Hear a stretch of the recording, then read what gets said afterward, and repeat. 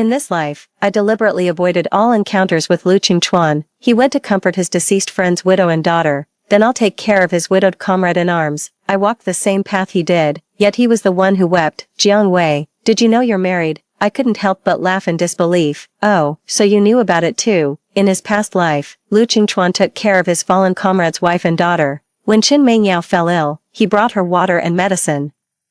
When Qin Mengyao cried, he comforted her tenderly. When Qin Mengyao mentioned the struggles of single parenting, he became her free chauffeur and nanny. Yet as his wife, I can barely get a moment of his time. I couldn't take it anymore and asked for a divorce. But Lu Qingchuan accused me of being intolerant toward his daughter and ex-wife, petty and unreasonable, so I marked an X on the calendar, silently starting my own divorce countdown. 1.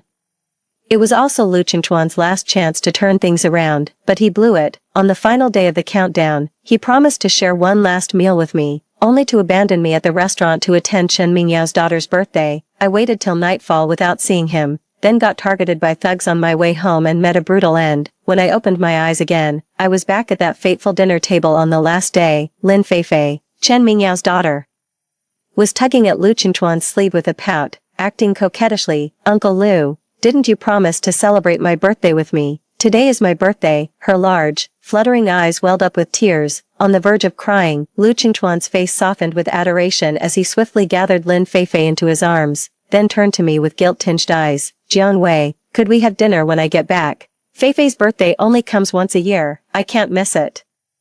The familiarity of this scene struck me like lightning. I was certain I'd been reborn. I steadied my emotions and offered a gracious, gentle smile. Feifei's birthday takes priority. Go ahead, don't worry about me. Lu Qingchuan shot me a grateful glance, then scooped up Lin Feifei and said to Chen Mengyao beside him, Mengyao, let's go. The three of them standing together looked every bit the picture of a warm, happy family. While I was the odd one out, Chen Mengyao nodded, then turned to me with an affected look of remorse in her eyes. Vivi, I'm really sorry for crashing your dinner party. I don't even know how to make it up to you. Feifei just wouldn't stop insisting on coming. I saw right through her little act, then suddenly remembered walking home alone later might be risky. Besides, with this whole feast already served, they couldn't possibly expect me to foot the bill. I smiled magnanimously. No problem, pay the bill for me, then drive me home.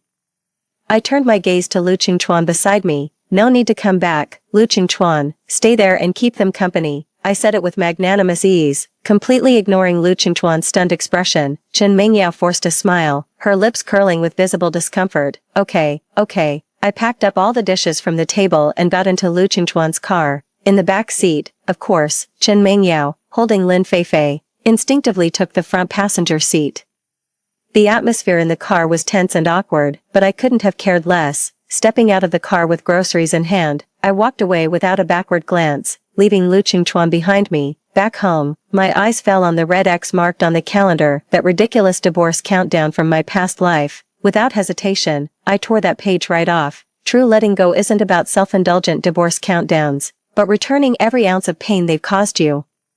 It was past midnight when Lu Qingchuan returned. The sound of the door woke me. He came to my bedside, his voice laced with guilt. Wei, let's have dinner another day. I'll keep my promise to you. I lay with my back to him, deliberately avoiding eye contact. A bitter smile crossed my mind. He'd said those exact words when he promised me in our past life. My voice was flat. It's fine. The meal doesn't matter either way. Hearing my words, Lu Qingchuan froze momentarily before cautiously venturing to speak. Wei, are you upset with me? I closed my eyes, my voice devoid of emotion. Lu Qingchuan stood by the bed in prolonged silence, as if trying to decipher my thoughts. After a long silence, he finally lay down on the bed without a word. The next morning, Lu Qingchuan surprisingly woke up earlier than me. Wearing an apron, he brought breakfast from the kitchen, his lips curling into a gentle smile the moment he saw me.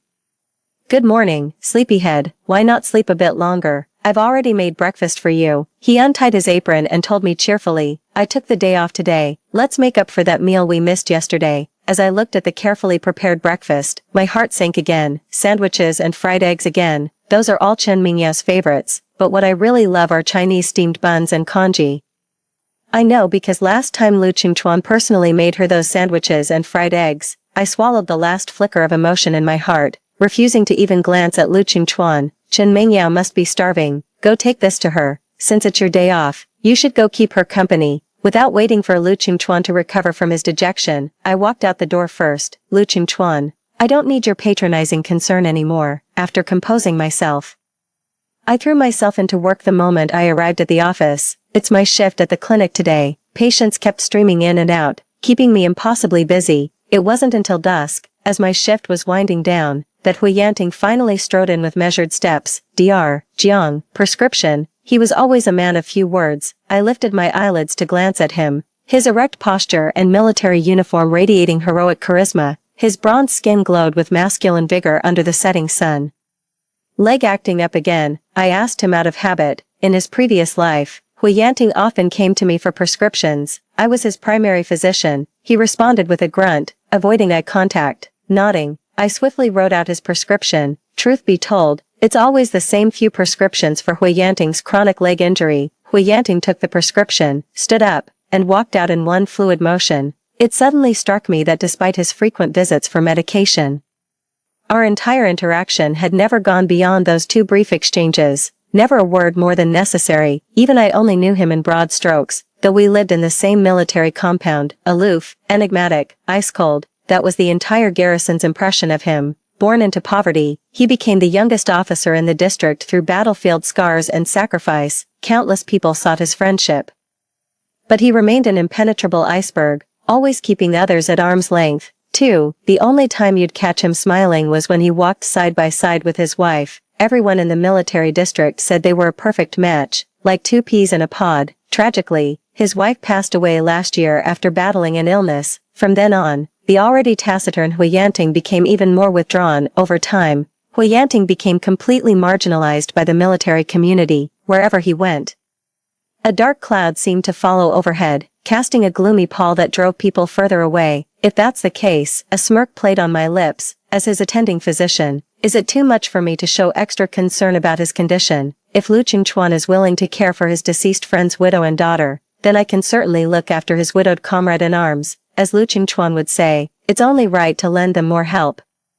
Hui Yanting usually comes to refill his prescription once a week. When he returned the following week, I made up an excuse to keep him in my office. Battalion Commander Hua, I'm afraid we're currently out of stock for your medication. My little white lie worked. Hui Yanting fell for it immediately. What should we do then? His brows furrowed slightly, yet those dark, gleaming eyes remained utterly calm. I bit my lip, forcing myself to stay composed and not give anything away, because I always had this nagging feeling that Hui Yanting's eyes were piercingly sharp, like they could see right through me any second. Ahem, is the pain too much? Maybe we should wait a bit longer. To make it more convincing, I deliberately played hard to get. Not yet. Hui Yanting remained expressionless. Yes, it hurts terribly. I immediately put on a troubled look. Oh dear, this is quite a predicament. Perhaps once the medicine arrives, I'll personally deliver it to you. I was hoping to get Hui Yanting's home address through this, but before I could even say send it, Hui Yanting beat me to it. I'll give you my address. He immediately pulled out a pen and paper from his pocket, quickly jotting down his home address. Dr. Jiang, I'll be waiting. With that, he stood up and left, his movements as brisk as ever. I sat there stunned for a long while, clutching his home address in my hand. Wait, it's going this smoothly. So smooth that I'm starting to feel like I'm the one being played, not him. Lu Qingchuan arrived right after Hui Yanting left. For the first time ever, he told me, Wei, I'm sorry, my breakfast probably doesn't suit your taste. I'll make it up to you properly. The car's downstairs. Let me take you to the state-run restaurant. We'll have that meal we missed. He spoke with genuine sincerity, his eyes slightly reddened. I took off my lab coat, gathered my things, and hardened my heart. Got some medical records to review tonight. Not going. I stepped past him and walked straight out. Lu Qingchuan stubbornly followed behind me all the way downstairs. The moment I stepped out, I spotted Lu Qingchuan's car. He was indeed waiting for me, but there was someone else in the car. Chen Mengyao was sitting in the passenger seat with Lin Feifei in her arms. Seeing me approach, Chen Mengyao theatrically pushed the car door open and stepped out. Vivi. Sorry for being the third wheel again, but Qingchuan said it's fine to bring me along. The more the merrier. Chen Mengyao gave me a rather triumphant look. I pursed my lips and turned directly to Lu Qingchuan. Bypassing Chen Mengyao, you go eat with them. Have fun. I'll ride my bike back. I walked toward the bike shed, ready to ride my old-school bicycle home. 3. But Chen Mengyao suddenly grabbed my arm. Her eyes were red-rimmed, looking as pitiful as a little bunny. Wei. Do you hate me? In that case, I won't go. Fei Fei and I can walk home. You and Qingchuan can enjoy your meal in peace." With that, she turned her head away and wiped her tears, putting on this whole act like I was driving her away. Her performance almost made me laugh, yet Lu Qingchuan kept falling for it just like in our past life. "Meng Yao, don't say that. Nobody dislikes you." The heartache in his eyes was something I'd never seen before. The next instant, he turned and fixed me with a piercing glare. "Jiang Wei, must you be so harsh? Is it really that hard to join us for a meal?" Just as I expected, he pinned all the blame on me. I was about to argue when another car pulled up beside us. The car window rolled down, revealing Hui Yanting's chiseled, handsome face. "Dr. Jiang, I've run out of painkillers for my leg. Got any medicine for a broken heart?" The air grew thick with tension. I shook off Lu Qingchuan's grip on my arm and strode straight toward Hui Yanting's car. "I have patients waiting. I'll take my leave now." Opening the car door, I slid into the passenger seat. With a stomp on the accelerator, Hui Yanting effortlessly left Lu Qingchuan in the dust. In the rearview mirror, I could still see the fury burning in Lu Qingchuan's eyes. "Qingchuan, what's wrong?" Chen Mengyao, standing beside him, shook his arm as he kept staring at the vanishing taillights. Lu Qingchuan composed himself and shook his head. "It's nothing. Come on, Mengyao, let's grab some food." Before getting in the car, Lu Qingchuan glanced once more in the direction the vehicle had gone. Can't help but frown. Jiang Wei's a surgeon. Why would she prescribe heart medication? That exact question crossed my mind too, only after getting in the car. I was so focused on getting away that I completely missed the odd tone in Hui Yanting's words. The air in the car was stifling. So quiet you could hear a pin drop. Stealing myself, I spoke up first. "Thanks for earlier." In return, I hadn't finished speaking when Hui Yanting cut me off. "Then I'll trouble Dr. Jiang with this. Come deliver the medicine to my place." He turned to look at me with earnest, shining eyes. I nodded, masking my guilty expression. "All right, that's fair." Then I quickly averted my gaze to the window.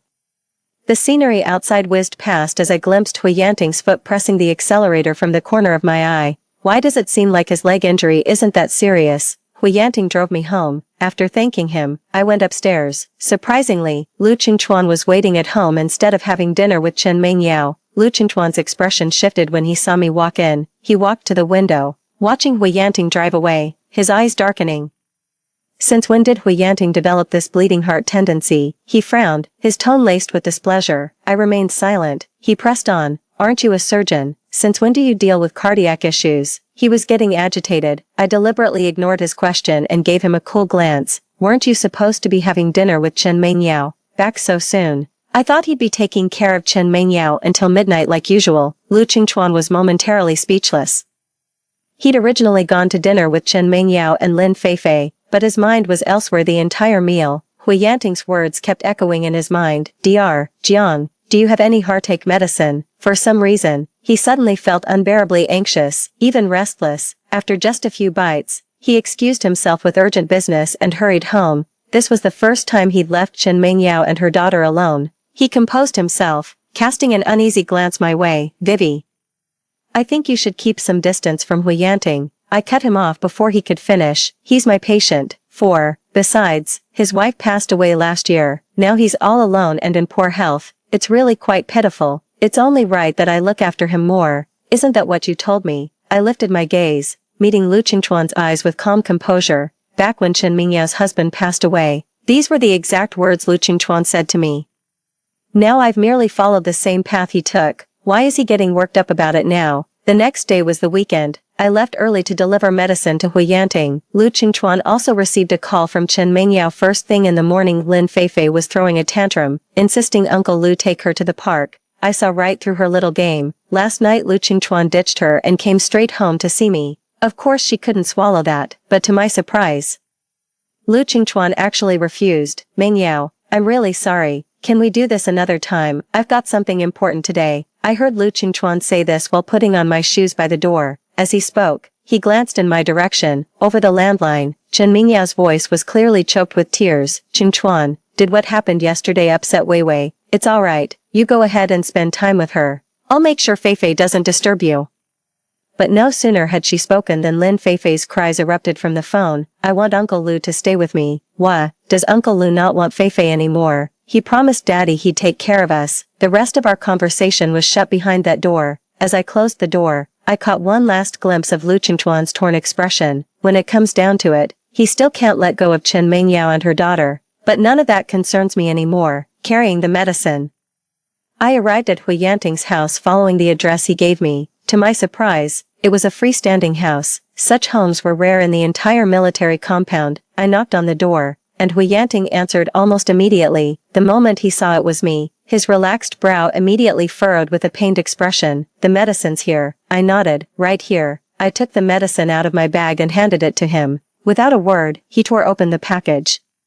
Popped 2 pills straight into his mouth. "Looks like the pain's pretty intense." I couldn't help but wince in sympathy. Hui Yanting's old injury must be serious, probably never healed properly and left him with chronic pain. He took his medicine and looked at me with gentle eyes. I stood outside the door while he remained frozen inside, neither of us making a move. "Dr. Jiang, could you help me up?" He suddenly reached out his arms, seeking my assistance.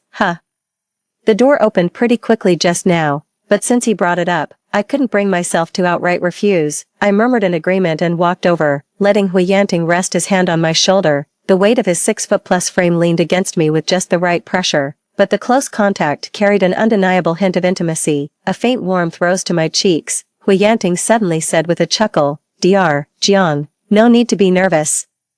My breath hitched as heat instantly spread from my cheeks to the tips of my ears. I quickly helped him onto the couch before standing up. Don't forget to take your medicine on time. I brought the medicine, so I'll take my leave now." With that, I bolted out the door like a startled rabbit. 5. To my surprise, I ran straight into Lu Qingchuan, who'd just caught up. Seeing me emerge from Hui Yanting's place, Lu Qingchuan's face darkened. "Lu Qingchuan, what are you doing here?"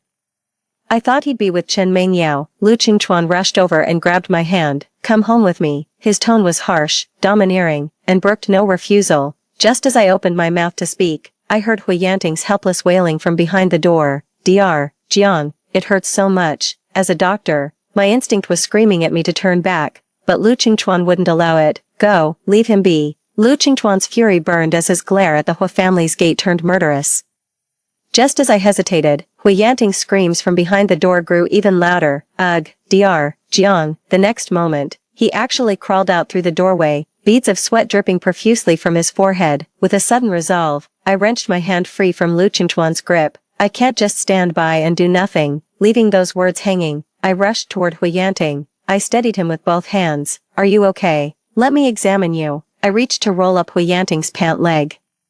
Hui Yanting winced in pain, grabbing my hand with a pitiful, pleading look in his eyes. "Dr. Jiang, it hurts so much. You're my only hope. Dr. Jiang, it's so cold and hard here. Could you help me to the couch?" His pleading tone and glistening eyes made him look heartbreakingly vulnerable as he gazed at me. My heart melted. Even the toughest man has his vulnerable moments. I nodded and struggled to help him up, maintaining the same position as before. Though this time Hui Yanting held on tighter, paying no mind, I gritted my teeth and managed to get Hui Yanting onto the couch. Then I quickly rolled up his pant legs. My breath caught at the sight of those vicious scars. For some reason, my eyes suddenly stung with unshed tears. So these were the legs of a war hero. After thoroughly examining Hui Yanting, I found nothing seriously wrong, yet Hui Yanting kept whining about the pain. Lu Qingchuan, who had witnessed everything from the doorway, looked absolutely livid. "Hui Yanting, you're quite the actor." The sheer malice in his words stunned me. I turned back and shot him a reproachful look. "Lu Qingchuan, he's a patient. Was that really necessary? Your words were downright cruel." Just as Lu Qingchuan was about to retort, Hui Yanting cut him off. "Commander Lu, please don't be angry with Dr. Jiang. This is all my fault for taking up your time together as a couple, but I'm genuinely in unbearable pain." With pleading eyes, he said, "Considering I was wounded serving our country, could you let Dr. Jiang examine me?" I examined him while silently pondering to myself, doesn't Hui Yanting usually speak very little? Why is he so talkative today? And why does he suddenly sound exactly like Chen Mingyao? But the thought only lingered in my mind for a fleeting moment before I refocused on examining Hui Yanting. Shortly after, I stood up. "It must be a recurrence of your old injury. You must keep taking your medication without interruption." I carefully rolled down Hui Yanting's pant legs and gave him gentle instructions. Hui Yanting nodded obediently. "Can we go home now?" At the doorway, Lu Qingchuan urged impatiently in a cold tone, though reluctant. The medicine had been delivered and it was time for me to leave. The next instant, Hui Yanting suddenly grabbed my arm. "Dr. Jiang, can you cook? I'm starving." Ever since I started living alone, I haven't had a proper meal. They say taking medicine on an empty stomach can damage your gut. He gave me that pleading look again. Gotta admit, Hui Yanting's really pitiful. Well, alright then. The moment I agreed, Lu Qingchuan spoke up again. Stop pretending. Isn't there a cafeteria? Why aren't you going? He glared at Hui Yanting with a look that could kill. Hui Yanting glanced at his own leg and said airily to Lu Qingchuan, "Can't you see I'm having trouble walking?" On the way back, Lu Qingchuan's face was dark with anger. Halfway through the drive, he finally couldn't hold back anymore. That Hui Yanting is deliberately keeping you around. Can't you see? His brows furrowed tightly. I turned my head and gave him a cold look. Can't you see Chen Mengyao was deliberately keeping you there? 6. Lu Qingchuan was instantly rendered speechless by my remark. The silence during the ride grew unbearably tense. The car pulled up outside our apartment building. Two gaunt figures, one tall, one small, swayed in the chilly night breeze. It was Chen Mengyao and Lin Feifei. The moment Lu Qingchuan's car appeared, Chen Mengyao rushed forward with tear-reddened eyes. "Qingchuan, you're finally back. Feifei is sick. She's running a high fever. Please take a look. I'm at my wit's end." Sobbing, she pressed Feifei's forehead against Lu Qingchuan. The moment Lu Qingchuan touched it, his expression turned grave. "It's scalding hot. Get in the car now. I'm taking you to the hospital." He just left me behind and carried Lin Feifei straight into the car. Chen Mengyao quickly scrambled into the passenger seat. As she passed by me, she whispered just loud enough for me to hear, "Lu Qingchuan is mine, Jiang Wei. Don't even think about taking him from me." The corner of my mouth twitched as I couldn't help but laugh. "Don't worry, this trash is all yours. You can keep it." With that, I went upstairs without looking back. I woke up in the middle of the night, but Lu Qingchuan still hadn't returned. The phone rang first. It was actually Hui Yanting calling. "How did you get my home number?" I was stunned by Hui Yanting's resourcefulness, but all he did was complain about his pain. "Dr. Jiang, could you bring some painkillers over? I'm in terrible pain. I'll send a car to pick you up." I glanced at the pitch-black sky outside and was about to refuse when Hui Yanting abruptly hung up. Within minutes, Hui Yanting's car honked impatiently downstairs. After much deliberation, I dressed properly and went downstairs. The driver whisked me to Hui Yanting's residence at breakneck speed. The moment the door opened, Hui's towering frame blocked the entrance like an impenetrable wall. The next second, the wall was about to collapse. Instinctively, I reached out to steady him. "Hui Yanting." Hui Yanting rested his head on my shoulder, his voice weak. "Dr. Jiang, I feel like I'm dying." His forehead felt burning hot to the touch. The moment I touched it, my jaw nearly hit the floor in shock. "He's burning up." "Hui Yanting, what have you done?" I demanded sharply. He wearily lifted his eyelids. "I was in so much pain. I took a lot of painkillers." As he spoke, I caught sight of the empty blister pack on the coffee table from the corner of my eye. Did he really take the whole pack of painkillers? My brow furrowed as I signaled to the driver behind me. "Give me a hand here. Help lay him down. We can't make it to the hospital in time. Induce vomiting now." The driver didn't dare delay either, rushing over to help me clumsily carry Hui Yanting onto the bed. I made him drink plenty of water before inducing vomiting. Hui Yanting turned pale from vomiting. Thankfully, he was out of danger. After some basic physical cooling measures, his fever gradually subsided, but all this commotion kept me busy until daybreak. When Lu Qingchuan returned home, he realized I wasn't there. By the time I got home the next evening, Lu Qingchuan had been waiting for me the entire day. 7. His sunken eyes and weathered face made him look years older. When he saw me, tears glistened in his eyes. "Jiang Wei, tell me the truth. You don't love me anymore, do you?" His voice trembled slightly, his whole being so fragile it seemed he might shatter at the slightest touch. I hesitated, wanting to speak the truth, yet fearing it might be too cruel. Yet my silence itself was an answer. Lu Qingchuan understood instantly. He closed his eyes briefly, tears suddenly streaming down. "Jiang Wei, did you know you're married?" Only then did I curl my lips into a mocking smile. "Oh, so you knew all along." Did it ever cross his mind that he was married when he kept running to Chen Mingyao's place? Lu Qingchuan remained completely oblivious to his own hypocrisy. His eyes turned frosty. "Jiang Wei, let's get divorced." The moment finally came when he said those words to me. I parted my lips to agree, only to see him stand up and mark an X on the calendar with his pen. "Jiang Wei, I'm giving you one last chance. If you still haven't changed your mind by this date, I'll truly have to walk away." Now it's his turn to set up that ridiculous divorce countdown. I couldn't help but sigh inwardly.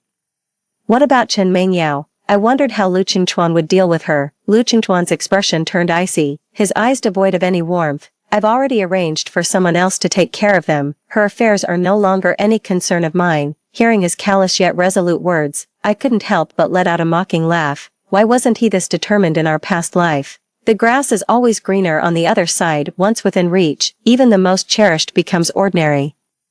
Lu Qingchuan's divorce countdown stood at 5 days. Those 5 days, I was either at work or taking care of Hui Yanting. I never meant for it to come to this, but the moment I clocked out, Hui Yanting's chauffeur was already waiting at the hospital entrance. Then he leaned his head out from the rear window, his gaze fragile and pleading. Dr. Jiang, this dish is delicious. It tastes just like my sister's cooking. Could you make it for me again sometime? The slightest hesitation on my part would make Hui Yanting look like he was about to cry. I knew it was too much to ask. He looks like he's about to fall apart any second. Then he began murmuring to himself, Dr. Jiang, you probably don't know this. I grew up without parents. My elder sister begged for food to raise me. My heart ached unbearably before he could finish speaking. All right, I promise. Please stop talking. The next instant, he flashed an utterly innocent smile. Thank you, Dr. Jiang, you're such a kind person. And so, I endured 5 whole days of Hui Yanting clinging to me under this kind person label. By the time I finally managed to get away and return home, Lu Qingchuan had already left. A divorce agreement lay on the table alongside a handwritten note he'd left. Jiang Wei, I've been deployed to the Gobi Desert on a classified mission.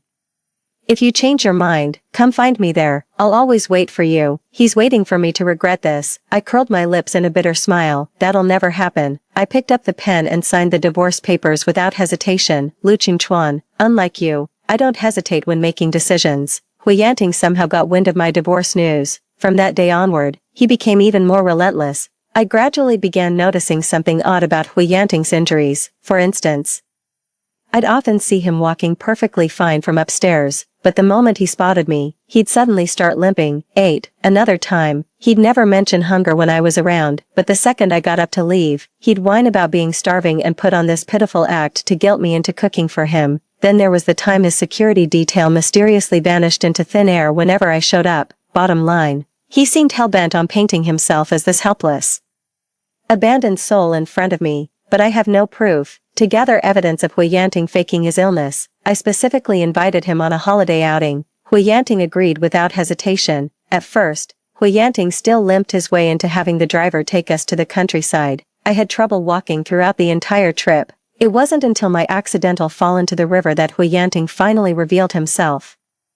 I watched as he sprinted into the water and fished me out while I pretended to drown. Wei, are you okay? Don't worry, we'll reach the shore soon. He held me close, his olive-drab shirt soaked through and clinging to his firm chest. Nestled in his arms, I felt my cheeks grow warm. For some reason, I couldn't bring myself to meet his gaze. Hui Yanting, you lied to me. There's nothing wrong with your leg at all. He paused at the words, remaining silent for a few seconds before replying with amusement in his voice. So you were testing me. Nice acting. Hearing this, I grew irritated remembering all the performances he'd been putting on for me lately. I struggled free from his embrace. You're the one who's acting. Hui Yanting, tell me the truth. What's your real motive for getting close to me? I glared up at him, my entire frame dwarfed by his towering silhouette. He lowered his gaze, those profound eyes locking onto mine.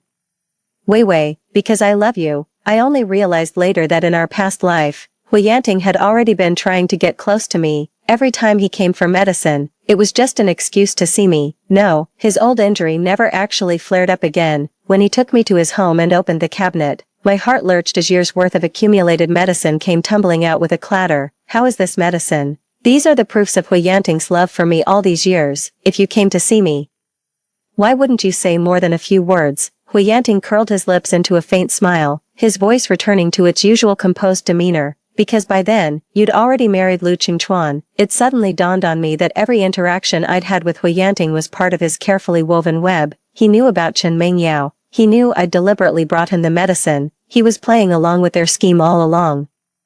I wiped the dampness from the corner of my eye and asked him with deliberate sarcasm, what about your late wife? Didn't you love her? After spending these days together, I simply can't believe Hui Yanting could be that heartless, falling for someone else barely a year after his wife's passing. Hui Yanting's eyes turned icy at those words. What wife are you talking about? She's the only family I have left, my elder sister. What? Are people in the military district spreading rumors that she's my wife? So this is what they mean by looking like a married couple. I pulled Hui Yanting into a tight embrace, tears welling up in my eyes. I suddenly saw a different kind of masculinity in this man. Lu Qingchuan was fickle and emotionally detached, but Hui Yanting remained steadfast through it all. In the days that followed, Hui Yanting recounted the scene of our first meeting. Back then, Hui Yanting was still living in the countryside with his sister, begging for food to survive. One year, I ran into Hui Yanting while visiting relatives in the countryside. He was crouched by the roadside, clutching a chipped bowl in his hands, stretching out his skinny arms pitifully at passers-by with pleading eyes. Though younger than him, I grew up in a military compound with every comfort imaginable. I desperately tugged at my father's sleeve, begging him to tell the driver to stop. When the car halted, I grabbed all my pocket money from Mom and rushed toward Hui Yanting. "Here, little brother, this is for you." Back then I was incredibly generous, handing over every last penny of my pocket money without hesitation. It was 1973, I was just 8 years old, and I gave him a whole 3 yuan. In those days, Hui Yanting had never seen that kind of money before. Later, Hui Yanting told me with a smile, had it not been for those 3 yuan, my sister and I would have starved to death that winter. As I grew older, I carved out a future through military service and finally gave my sister the comfortable life she deserved. Became the youngest officer in the military district. If only, my sister. His eyes glistened as he spoke. Then he pulled me into a tight embrace. "Bibi, you know what? All these years, I've been searching for you." That's when I remembered the look in Hui Yanting's eyes when he first appeared in my office years ago. I froze for a moment. Shock, delight, and overwhelming longing. But by then, I'd completely forgotten about him. With that thought, I reached out and gently hooked my arm around Hui Yanting's neck. "Hui Yanting, I'll never forget you again." After Lu Qingchuan left for the Gobi Desert, he never received any word of my regret. Agreed. He finally couldn't hold back anymore. He rushed back the moment the mission ended. Sadly, what he received was news of my marriage to Hui Yanting. On the wedding day, Lu Qingchuan stood at the restaurant entrance with weary eyes. It wasn't until Hui Yanting and I came out to see off the guests that I finally spotted him. I pretended not to notice his desperate longing gaze. Arm in arm with Hui Yanting, we simply accepted the guests' parting blessings one by one. The past is something I no longer wish to dwell upon. I later heard from friends that Lu Qingchuan still couldn't shake off Chen Mingyao's persistent advances.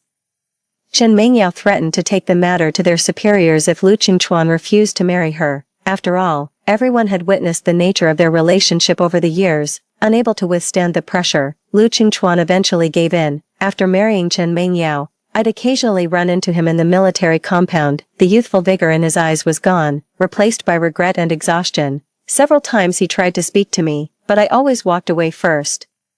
We're better off as strangers. Hui Yanting is the only one in my heart, my sight, and my thoughts, and Hui Yanting is just like me. The end. Story 2. Even after 2 rebirths, Cui Hezhou couldn't escape his fate of marrying me. By the 3rd life, he finally surrendered to destiny. He stopped abandoning me in the wilderness to save his sister first, nor did he despise the birthmark by my eye anymore, calling it heaven's mark to recognize me. His will remained unshaken as ever, crawling from the slums.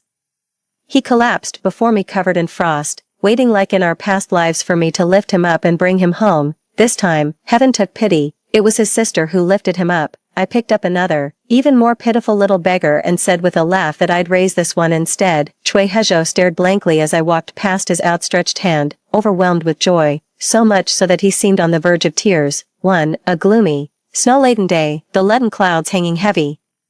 The scout returned with news that the Yellow River had frozen over, making passage impossible. My sister sighed, gently stroking my drowsy face in the carriage before lifting the curtain to instruct the servants, "Find us an inn nearby for now. Jenner is exhausted too." I clambered from her lap and pressed my face against the carriage window. The snow fell heavily, as if even the clouds had frozen solid. Beggars huddled shivering in ramshackle shelters, while kind-hearted merchants brought them leftover scraps from diners. The beggars swarmed like ants and snatched everything in an instant. Only 2 of them didn't join the scramble. One seemed too proud to bother, while the other, perhaps too emaciated, lacked even the strength to rise. His matted hair framing a figure curled in the corner, my elder sister leaned in, pressing a hand to my forehead as she pulled me back, instructing the wet nurse to fetch a rabbit fur headband for me.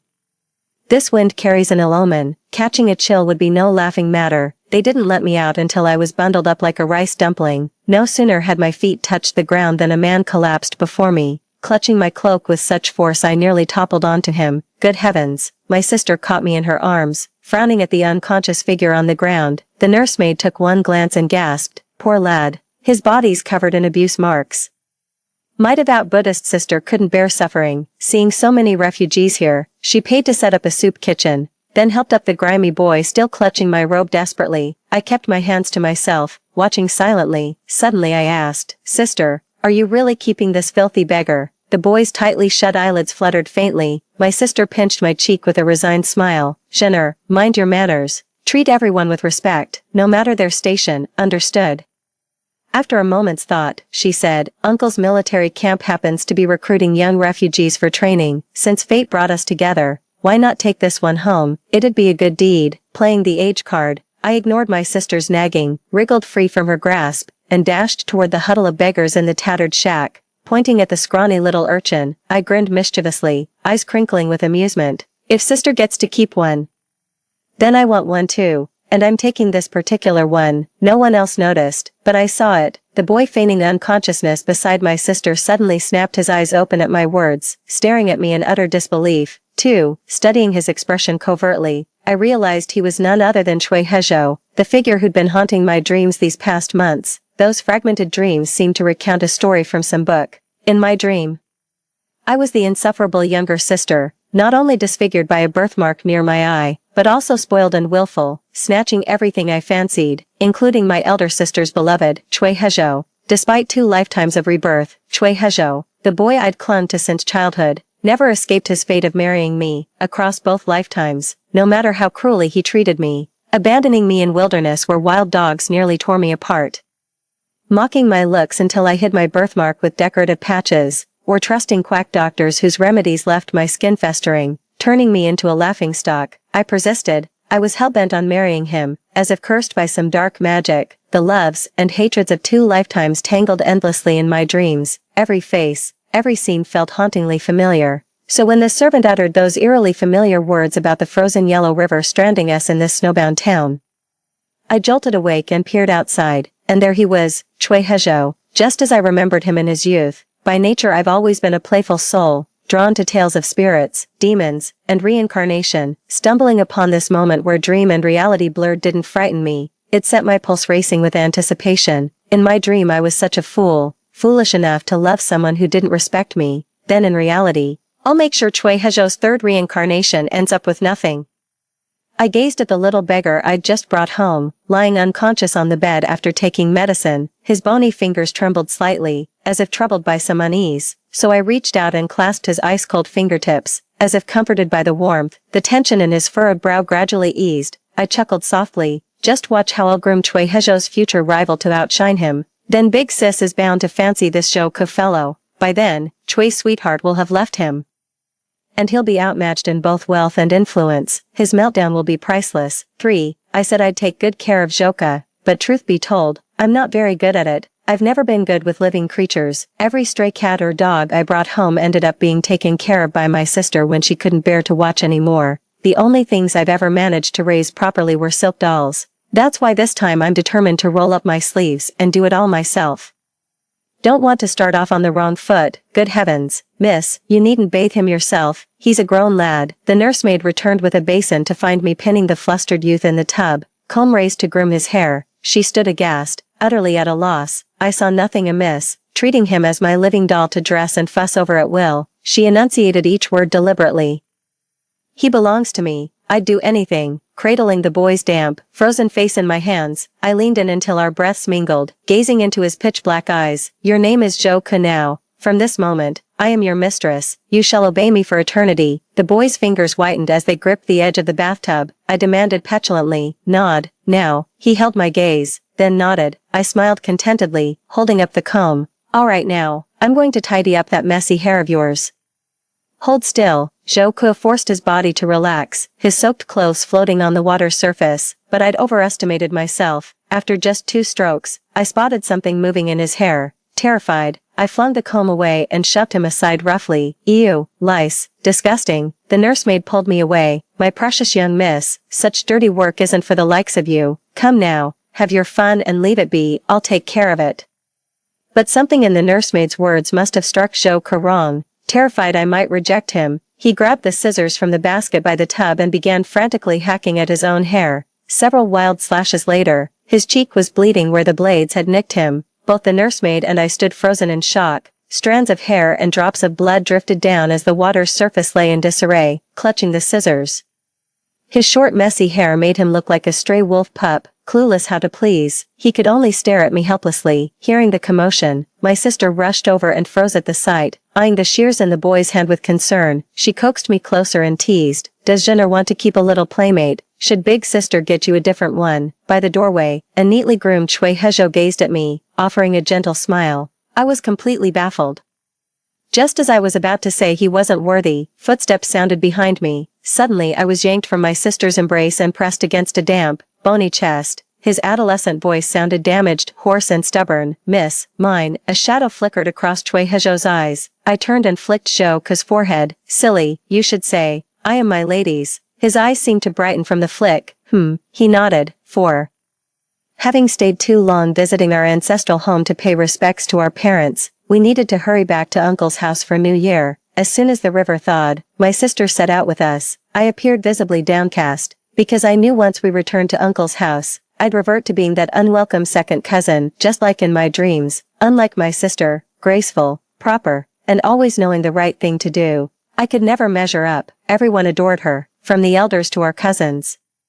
After our parents passed, she took me under her wing with such competence that all of the capital sang her praises. But me, this unsightly birthmark by my eye makes people recoil instinctively, and my temper's worse. Cross me even slightly, and I'll repay the offense tenfold. They only tolerate me for my sister's sake. Eventually I made peace with it. Having her is enough. She's been so good to me. I want to give her the finest things in this world. I watched Zhou Ke in the carriage, diligently carving a birthday gift for my sister. His short hair had a small braid I'd woven on the side, tipped with sapphire beads. His face had filled out slightly, with only a faint scar remaining from the scissors. His eyes were particularly striking, like the moon emerging at twilight. No doubt he'll grow into a handsome man someday. His lips pressed tight as his deft hands carved the jade Buddha into exquisite smoothness with a knife. Several discarded attempts still lay in the box beside him. When finished, he handed it to me. This one seemed to be his finest work. I turned it admiringly in my hands. "Yes, this is the most beautiful one. It's for my sister." He shook his head and insisted I wear it. I scolded him. "How many times must I say it? Your sister comes first. You must prioritize her over me." I told him to put it away, but he turned away pretending not to hear, picked up his carving knife, and muttered bluntly, "She's taken care of. Someone treats her well, Chui Hezhou." I curled my lip in disdain. "What's he worth? You're leagues ahead of him. One day you'll have him groveling at your feet." Reduced to tears, Zhou Ke froze momentarily before raising his eyes with an inscrutable gaze. "Do you hate him?" I nodded. Zhou Ke forced a strange, faint smile. "But he seems to like you so much he'd rather see me dead." His words sent chills down my spine. "You're overthinking it," I said incredulously. The bitter winter wind howled outside as carriage bells jingled. We were nearing the capital. Snuggling into the embroidered blanket my sister made, I grew drowsy and murmured with closed eyes, "No one would ever love me, except for sister." The room had been silent for so long that as I was drifting off, I thought I heard someone whisper, "Oh really, but I think too many people like you, so many it makes me want to kill someone." I turned over, convincing myself I must have misheard. 5. At the break of dawn, the carriage passed through the city gates. The Bai family had sent servants to wait at daybreak. "You've made it just in time, miss. The master and mistress have been asking after you constantly. Worried you'd be stranded in Bingzhou for the new year." Aunt's personal maid, Mother Chiu, hurried forward and solicitously helped my sister alight from the carriage. My sister pulled her hood tighter, exhaling a frosty breath as she gazed upward. Who knew the capital could have such heavy snow? She turned and reached back toward me, who'd fallen a few steps behind. "Come, Jenner, time to go home." The Bai family members swept past me as if I were thin air, their puzzled gazes fixed firmly on Master Chui and Master Zhou instead. Seeing me frozen in place, my sister stepped forward, took my hand, and cheerfully explained why she'd taken in both of them, since Chui Hezhou was the one my sister openly sheltered. The Bai family held their tongues, but their gazes turned noticeably frostier when they glanced at Zhou Ke beside me. I'd grown accustomed to this blatant favoritism, yet, I turned to look at Zhou Ke, who seemed oblivious to the deliberate chill in the air, offering me a quiet smile. The group passed the screen wall and walked through several moon gates before arriving at the inner chamber's heated pavilion. My aunt came out personally to lead my sister inside, tenderly chafing her cold hands. "My child, you must be exhausted from the journey." As always, she didn't notice me, speaking only to my sister. Your uncle mentioned before he left, we really must move your parents' graves back to our ancestral home, like fallen leaves returning to roots. This annual pilgrimage north is exhausting, not to mention improper. The two women entered the warm pavilion. From behind, I saw my elder sister shake her head and murmur. Father and mother guarded the frontier half their lives. Burying them in the northern lands was their final wish. As their daughter, failing to properly care for them while they lived is already an unforgivable lapse. How could I possibly defy their will? My aunt took my sister's hand and led her to the raised seating area, sighing meaningfully. You've always been the sensible one. I sat to the side, lost in thought. Suddenly someone plopped down beside me and called out, "Hey, Shizhen."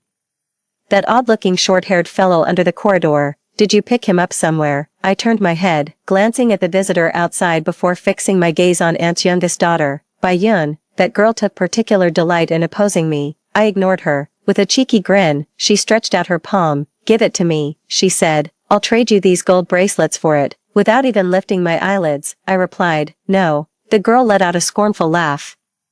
Do you really think mimicking Shi Yuguan's saintly act by dragging beggars home will make father and mother notice you? Bai Yun leaned in. Let me make this clear. As long as you're under this roof, you'll always be beneath everyone's notice. Her eyes curved into crescents. What's the harm in handing over some stray trinket? At least you got something tangible this time. Unlike those pathetic attempts to curry favor by sewing clothes and shoes for father, mother, and your brothers, only to have them tossed to the servants without a second glance. I finally deigned to glance her way, my smile never reaching my eyes. Fine, if you can tame him and make him follow you willingly. Child's play. I've broken stallions fiercer than this. Bai Yun swiftly slipped off her golden bracelet and handed it to me. Later, Bai Yun took Zhou Ku away, repeating my words verbatim. Zhou Ku seemed somewhat heartbroken. I averted my gaze, refusing to meet his eyes, and idly toyed with the pair of golden bracelets. 6. I didn't quite trust Zhou Ku. He acted far too obedient around me, nothing like the defiant figure who'd confronted Cui Hezhou in my dreams. How could someone pledge their unwavering loyalty to another person so quickly? I don't buy it. He needs to be tested. My sister disagreed with my approach. If he's entrusted himself to you, you should return that trust.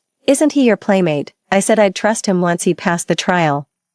My sister pressed her hand on my head like a goddess enlightening the foolish masses. But he doesn't know that. All he knows is you broke your promise and abandoned him. Zhener, this isn't a test. You're hurting him. I didn't understand, but elder sister was always right. At dawn the next day, I hastily freshened up and rushed to Bai Yun's courtyard, struggling through the uncleared snowy path with dampened skirts. I suddenly encountered Cui Hezhou dressed in his martial attire. Well, he hesitated. Miss, I remained silent. He moved to assist me. The snow's too deep to walk through. Hold on to my arm. Smack. I slapped his hand away, bristling like a porcupine. Get lost. Cui Hezhou froze, his fingers curling limply at his sides. Am I really so detestable to you? Miss, what exactly have I done to offend you? I kicked through the snow, the biting cold seeping into my soles. There's not a single thing about you I like. Move aside. Stop blocking the way. Cui Hezhou's lips twisted. Oh really? Watching me stagger through the deep snow, he suddenly reached out, scooped me up in one arm, and carried me straight across the snowy path before setting me down under the covered walkway. Let go. My grip left red marks all over his face. Steadying myself, I shoved him hard and glared. To my surprise, instead of the cold cruelty from my dream, he smiled and bent forward with what looked like tenderness in his eyes. Eat up, little miss, when you grow up, you'll come to like me. Pure delusion. He even knelt to wipe the melting snow from my toes with his sleeve. Such bizarre behavior that it left me momentarily stunned. Cui Hezhou didn't linger long. With my uncle beginning to select refugees for the Royal Guard reserves at the training grounds, he had to hurry off. This is too important to let Zhou Ku miss out. I need to go get him. Shaking my head, I pushed aside Cui Hezhou's odd behavior for now, gathered my soaked and cumbersome skirt, and ran into Bai Yun's courtyard on the left side of the garden. I'd assumed that lazybones Bai Yun would still be asleep, perfect for whisking Zhou Ku away unnoticed, but the moment I stepped into the courtyard, I heard her shrieking hysterically, how dare you resist when I order you to kneel? 7. Snow startled loose from the eaves. It pattered onto the youth's gaunt shoulders, pinned by several burly servants. He stubbornly kept one knee raised, his bleeding fingers clenched around a barbed iron whip. The eyes that usually gazed at me with docile warmth now burned with terrifying darkness. I only kneel before the dead. Bai Yun let out a mirthless laugh. Having trained in martial arts with her uncle since childhood, she was no stranger to violence. Releasing her grip, she barked an order for blades to be brought. that foolish girl really brought back a tough one, didn't she? Very well. Let's see how long your defiance lasts today. The blade was reverently presented. It was the very broadsword my uncle carried to war. Cousin, I rushed out, swallowing my pride for the first time as I pleaded, I take it back. Please return him to me. Bai-yun looked at me as if she'd gone deaf, her face twisting in utter bewilderment. Huh. I shoved the gold bracelet into her arms, brusquely pushed aside Zhou Ke's attendant, yanked him to his feet, and planted myself protectively in front of him, to shut Bai-yun up.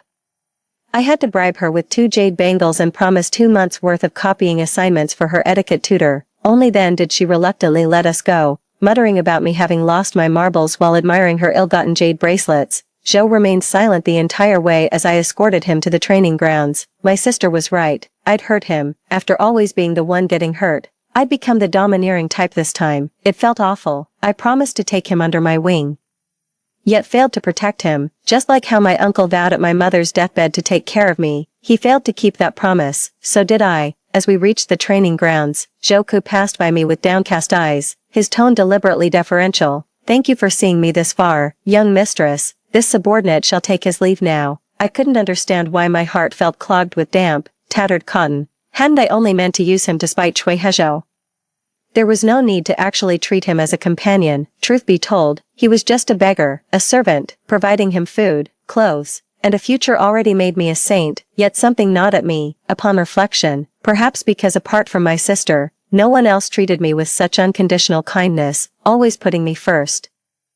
I'm too selfish to let go of this precious little favor. The winter light lingers, huddled dimly at my feet. Zhou's departing footsteps halted as he looked down. 2 rigid fingers now clutched his sleeve. Sorry, I whispered softly. I won't do it again. A chilly autumn breeze swept quietly through the surroundings. The boy who seemed to have grown thinner overnight had sharp brow bones and thick lashes. As he lowered his gaze, his eyes became unreadable, leaving only his hoarse voice audible. That's the second time you've said that. Push me away again, and I'll really lose my temper. He slightly lowered his stance, locking eyes with me. You wouldn't like me when I'm angry, miss. I might just devour you, like a starving wolf betrayed by its pack, he said. I thought he was joking because he was smiling, his pitch-black pupils clear and utterly guileless, so I laughed too. 8. Zhou Ke entered the training grounds. Rumor had it my uncle initially refused to take him in, whether because he looked too scrawny or because I'd brought him along. But his death-defying performance on the field was impossible to ignore. In the end, my uncle accepted him. Everyone described the scene as gruesome, but when I visited Zhou Ke, he appeared unscathed, neatly dressed and smiling as he invited me to the Lantern Festival, proudly mentioning he now received a soldier's pay. The Lantern Festival was when the Bai family reunited most completely. The whole household would stroll through lantern fairs and walk away ailments, though my sister, swarmed by crowds, would inevitably lose grip of my hand despite her efforts to include me. Left alone in the bustling crowd, I'd watch her figure grow increasingly distant. Such loneliness never happened when I was with Zhou Ke. His eyes held only me. His hand clasped mine tightly, never letting go even in the densest crowds. Strolling down Imperial Street between the colonnades, we watched football jugglers and tightrope walkers, while overhead floated lantern-lit pagodas and paper puppets dancing like celestial beings. Zhou Ke, raised in the city's underbelly, knew countless wonders, from sword-swallowing stunts to child-sized puppetry, revealing every trick's hidden mechanism to me. The eyes reveal everything. His obsidian black eyes gazed at me with startling clarity. Most deception relies on the eyes to lie for the deceiver. The truth is hard to uncover because your own vision betrays you first. Zhou Ke sometimes spoke with this oddly mature wisdom. I never quite understood it. The dragon-shaped pleasure boat glided past, its gilded splendor mesmerizing me as I leaned over the bridge railing. 9. The wealthy always have their amusements. No sooner is the Lantern Festival over than the spring hunt begins. Truth be told, spring came late this year, with intermittent snowfall and grass yet to flourish, but Bai-yun pestered her family for an outing to the mountains until they relented. Gazing at the fading autumn hues on the slopes, I recalled an identical scene from my dreams, where I'd stubbornly demanded to ride my sister's horse, insisting Cui Hezhou hold the reins for me. My riding skills were poor, and that day a sudden snowstorm disoriented my horse, leading me deep into the remote woods. Cui Hezhou had been following me, but abandoned me when he heard my sister calling for me. After being attacked by wild dogs and badly frightened, my temper grew even more erratic. I forced my sister to arrange my betrothal to Cui Hezhou before I even came of age. The sky was overcast with a chilly breeze, an ominous day. I gazed thoughtfully at the stable in the distance. Even if my personality differs from reality in dreams, my horse remains the same as my sister's. Why insist on changing it? The Bai siblings were helping my sister choose a saddle, with Bai Yun being particularly attentive. She personally saddled the horse for her. As I approached, I noticed Cui Hezhou staying close to my sister's side, which eased my mind somewhat. He may treat me poorly, but he's absolutely devoted to my sister. If danger arises, he'd protect her without hesitation. Yet this nagging unease lingers like an invisible splinter beneath the skin. As my sister mounted the horse, a sudden realization struck me. Since when did Bai Yun treat her sister so well? She clearly resented how the family favored her sister over her, their own flesh and blood. My heart clenched as I stepped forward, choosing to trust the version of myself from the dream, trusting, no matter how wicked I become, I'll always protect my sister. I rushed over, grabbed my sister's reins, and looked up saying, "Sis, I love this horse you're riding, let's trade." 10. The moment I spoke, multiple pairs of eyes turned toward me. Elder sister smiled indulgently while Cui Hezhou's gaze turned complicated, and Bai Yun, her eyes darted downward, and I caught a fleeting glimpse of resentment. This horse is definitely trouble. Apparently Cui Hezhou finally realized I wasn't being willful in the past 2 lives by insisting on taking sister's horse. He approached as if to help me with the reins, but his outstretched hand was intercepted midair. Zhou Ke coolly stepped between us, helping me mount the horse, with a gust of wind. The horse took off. Zhou Ke followed close behind. My hands trembled on the reins as the blizzard intensified before us, the horse growing increasingly unruly, yet I found my courage. Perhaps because, I turned around, someone walked behind me, their grip on my hand unyielding no matter what may come. "Come here." Zhou Ke controlled the reins with one hand while scooping me off the runaway horse with the other. The world spun as snowflakes swirled around us, my gaze fixed on the boy's clenched jaw. The gamble paid off, I thought, but we still tumbled off the horse. The impact was brutal. Zhou Ke wrapped his arms around me as we rolled across the ground, his back slamming against a rock with a pained grunt. "Zhou Ke," as I tried to help him up, a chilling wind carried the guttural growls of beasts to my ears. Pairs of eerie green eyes crept closer through the darkness. "Wild dogs, they're here already. Didn't expect them this soon." Zhou Ke struggled to prop himself up and shoved me. "Run to the back." He was trying to draw the wild dogs away from me. Without a word, I turned on my heel, leaving Zhou Ke's hand hanging awkwardly in midair. He staggered to a stop, as if long accustomed to being the first one left behind. Just as he braced himself to face the charging hound alone, a stone came flying from behind him and struck the beast. The dog collapsed, dropping something which I swiftly scooped up. "Run." I grabbed him and sprinted downhill with all my might. The momentum made pulling him along effortless, but our headlong dash was too fast. Several dogs were hot on our heels. Zhou Ke stumbled and fell. Without hesitation, I yanked him sideways into a roll. Dust stung our eyes as the wild dogs overshot the hollow and moved on. The two of us were a mess, covered in grass and snow dust as I lay panting heavily beside him. "Alive again." Zhou Ke stared at me, swallowing hard. I grinned triumphantly, turned to meet his gaze, and opened my palm, letting a metal dog tag clatter out. "Look what I found." Bai Yun's weak spot. Zhou Ke remained silent, his gaze lingering on the birthmark by the corner of my eye. The prolonged stare made me uneasy. I frowned and told him to stop looking. "Don't look into my eyes, they hold no beauty." The outer corners bear heaven's careless brushstroke, like a smudge of filth upon fresh snow. 11. Cui Hezhou found us with startling speed. My sister broke into a cold sweat from fright, though I remained unharmed. She fell ill shortly after. The wet nurse said wild dogs nearly snatched me as an infant. My sister still blames herself for failing to protect me. How did a stray dog get in here? A flicker of doubt crossed my mind, but I quickly dismissed it. I was too busy preparing to extort Bai Yun. I've seen that metal dog tag at the Bai residence before. Definitely not a stray. Among the Bai family, only Bai Yun keeps wolves and dogs as pets. She's a nasty piece of work, but not particularly bright, though I ended up being the one hurt. That horse did belong to my sister. If our uncle looked into it properly, she'd be in real trouble. So she had to buy my silence with favors. Got the jade bracelet back. Zhou Ke's allowance was increased too, paid from her personal savings. Not to mention hiring tutors for Zhou Ke, covering his writing supplies.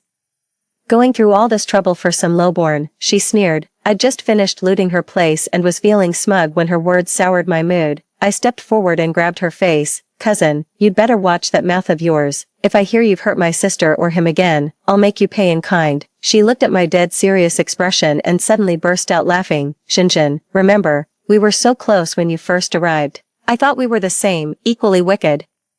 equally unloved by our family, then I abandoned you. You were heartbroken, begging to know why. She rested her cheek in my palm with a tilt of her head, her gaze 9 parts mocking and 1 part pity. I didn't say it back then, but I'm telling you now, because you're such a fool. So foolish you keep believing someone will love you forever despite all the hurt. You act all prickly, but every barb points inward, with a heart absurdly tender. We're nothing alike.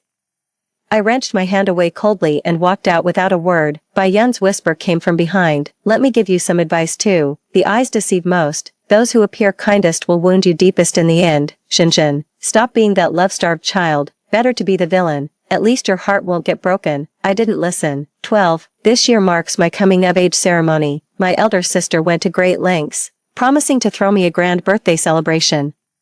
Though I pretended her mere company would suffice, the corners of my mouth already betrayed my delight. The family places great importance on a maiden's coming-of-age celebration. We'd rise at dawn to pray at Cian Temple, then hire traveling troops to perform till midnight. When the season called for it, we'd have delicacies shipped from across the land to feast our guests. By the waterside pavilion, the fading scent of late summer lotuses lingered as the humid breeze stirred our sashes. Zhou Ke regarded me with a smile. I walked backward along the covered walkway, chatting animatedly. That autumn when Baiyun came of age, we feasted on crabs, a whole bargeful shipped upriver by her aunt Jiangnan relatives. But for my sister's ceremony in early spring, while I still crusted the rivers, my uncles and brothers procured silverfish, live shrimp, liaodong pine nuts, wild roe deer, southern phoenix-tailed oranges, and tea from Tiger Hill's first sprouts. My words trailed off as I leaned against the railing, lost in thought. Even the snowfall that day was featherlight. Guests gathered in warm chambers among vases of freshly cut plum blossoms, their fragrance lingering as toasts were raised, wishing my sister lifelong happiness upon her coming of age. Zhou Ke walked over and leaned against the railing with me, asking what I'd like for my coming-of-age ceremony. After much thought, I replied, sincerity. As long as those who come to celebrate genuinely wish me well, I'd be happy with any gift they bring. Zhou Ke gazed at me as the wind swept his hair across his temple. I tilted my head slightly, hiding the birthmarked side of my face in shadow. He's grown into quite the handsome young man. The maids in the household blush whenever they see him. I take pride in how well I've raised him, yet there's this creeping dread I can't quite shake. It's a shadowy feeling I dare not confront. If I could take back my words, I'd beg my sister not to fancy him. She's already got plenty of admirers. What difference would one less Zhou Ke make? On this day, I cashed in my birthday wish in advance. I prayed not for others' blessings, but only for the genuine hearts of my sister and Zhou Ke. Distant thunder rumbled as the wind churned the waters. It seemed the heavens replied, very well, Xinjin, I've heard you. Your wish shall be granted. 13. The day before my coming-of-age ceremony. Rain poured from the heavens like a punctured sky. The nursemaid stumbled on the stone steps as she carried rain gear, buffeted by the gale-force winds, brushing her damp clothes with lingering fright. She shook her head and muttered, age catches up with us all. Looking up, she saw me dashing outside excitedly, holding what appeared to be a letter. She asked in surprise, where are you going, miss? The rain's too heavy. Don't run about. I opened my umbrella and stepped into the rain, waving the paper that had just flown through the window. Mr. Zhou says he's afraid I'll be too busy tomorrow, so he's wishing me an early happy birthday. I laughed. The nursemaid waved a letter in her hand too. Here's a letter for you that came through the side gate. I didn't pay it much mind. Just had my nurse help me undo it first. Arriving near the rose trellis at Swallow Return Hall as Zhou Ke had written. Yet his figure was nowhere to be seen, holding my umbrella. I scanned the area in puzzlement when a glance upward revealed Zhou Ke's silhouette by the rockery. Before I could speak, Cui Hezhou came into view. The air between them grew tense, as if they were arguing. I moved closer, standing by the rose trellis. Stop lying to her. Cui Hezhou's voice. Who are you trying to fool? I frowned slightly. The pouring rain nearly drowned out their voices, yet I still caught it. Cui Hezhou called Zhou Ke Aku. He said, Aku, stop deceiving Xinjin. She's completely naive, Zhou Ke replied calmly. Deceive? Who isn't a swindler here, including you? Playing the young master after staying here too long. Cui the second. We crawled out of the same gutter, surviving by lies and theft. What? Only you're allowed to chase riches while I can't even try. He chuckled. Or have your tastes changed? Tired of that holier-than-thou saint and taken a liking to my plain little girl? Cui Hezhou's chest heaved as he grabbed Zhou Ke by the collar. I'm warning you. Never joke about her birthmark again. Zhou Ke shoved him away, his voice dropping to an ominous low. What the hell's gotten into you? Back when you were begging at Guanyin Temple, Night after night you'd carve Shiyu temple into stones, dreaming of nothing else.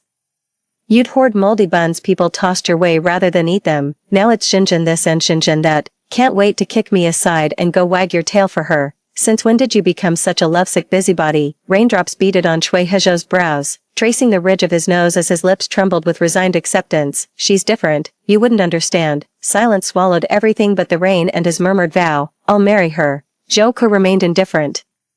He said, suit yourself. Cui Hezhou was trying to climb the social ladder by leveraging the Bai and Shi family's influence. If he couldn't marry the elder sister, he'd settle for the younger. That had nothing to do with Zhou Ke. The future he schemed for was now his. That's why he couldn't care less whether that homely girl Shijin jumped from one hellhole into another. He turned around, his brows furrowed with savage irritation. Then he saw me. Rain fell from above as cold mist rose beneath my feet.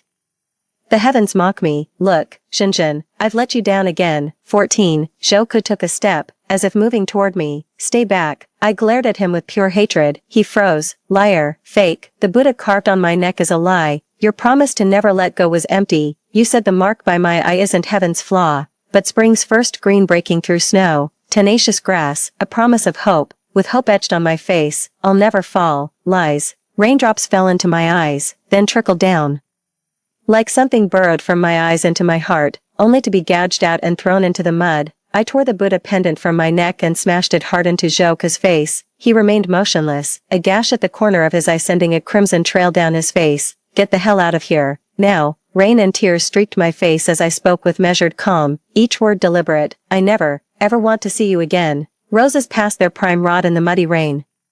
Trampled underfoot with each step, I turned and walked away briskly. Within moments, Cui Hezhou picked up my umbrella and came running after me. Shinjin, without breaking stride, I whirled around and flung the paper at him, on the verge of collapse. You're a fake too, fraud, using Zhou Ke's forged handwriting to lure me here. What's he staring at? Pretending to sincerely expose Zhou Ke's saintly acts. I can't take this anymore. Only my sister, only she would never lie to me. I'm going to find her. A passing servant mentioned she's in the study right now. I turned and went over. Since my sister loved the sound of rain and snow tapping on bamboo, the study was built in a bamboo loft. Footsteps would also be quite audible, but my uncle was there too, and the two were so engrossed in their serious discussion that they didn't notice my arrival at first. I wiped the water from my face and leaned against the window, waiting for them to finish talking before going in. Uncle said in a low voice, Guaner, you've already done enough for Xinjin. Now that her aunt has found her and wants to take her away, it's a good thing. Why can't you just let go? I blinked slowly, rainwater trickling down. 15. My sister's voice had never sounded so urgent as she said, leave, go where? This is her home, Uncle. She's still so young. Do you really want her to wander the world with some wandering woman? The teacup was set down with a clink. Those are her real family. Her uncle said coldly, we've raised her for over a decade. That's mercy beyond measure. Guaner, don't forget her father was your father's political rival. Every demotion your father suffered, every hardship your mother endured at the border, all were caused by her father, Song Xiu. Her sister burst into tears, but father was indirectly responsible for wiping out her entire family. Dead silence filled the room. Rain pounded the bamboo house like a cascading waterfall, its thunderous roar resembling collapsing structures. Dizzy, I stared at my toes, feeling myself plummet downward. My sister's voice trembled. When Mother and I found her in the alley, she was still swaddled in blankets, clutched in the arms of her 6-year-old sister. Wild dogs circled them hungrily. Her sister had already died, and she herself was nearly frozen to death. Song Xiu was at fault back then, and so was my father. But what wrong did those girls ever commit? From that day on, Mother made me swear to become her elder sister. Uncle, you too swore by Mother's sickbed. You promised to cherish her, to care for her all her life. My sister covered her face, choking back sobs. Do you have any idea how desperately she longed for your love? When bullies picked on her as a child, she'd tell them about her general uncle and all her elder siblings, how you'd always stand up for her. Why couldn't you ever show her just a little more tenderness? Even her mischief was just a cry for your attention. She never missed preparing thoughtful gifts for every single family birthday, yet now on the eve of her own coming-of-age ceremony, you couldn't even wait till tomorrow before casting her out. The elder sister broke down, her body shaking with silent sobs against the table. After a long silence, General Bai heaved a sigh and rose to pat his niece's shoulder. Very well. If your heart truly can't bear to part with her, let her stay.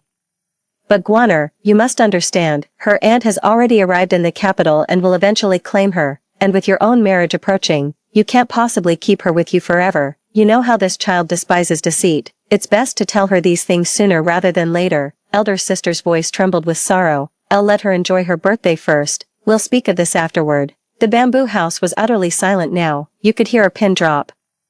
Yet I descended the stairs soundlessly, breath held like a specter drifting away unnoticed. 16. I returned to my courtyard like a drowned ghost, finding lamplight and waiting company inside. It's Nanny. She'd fallen asleep waiting, slumped over the table. The letter remained unopened. Beside it lay a note in her clumsy, scrawling handwriting, the very script I'd once insisted on teaching her. My girl will be grown tomorrow. With secrets of her own, Nanny mustn't pry into your letters anymore.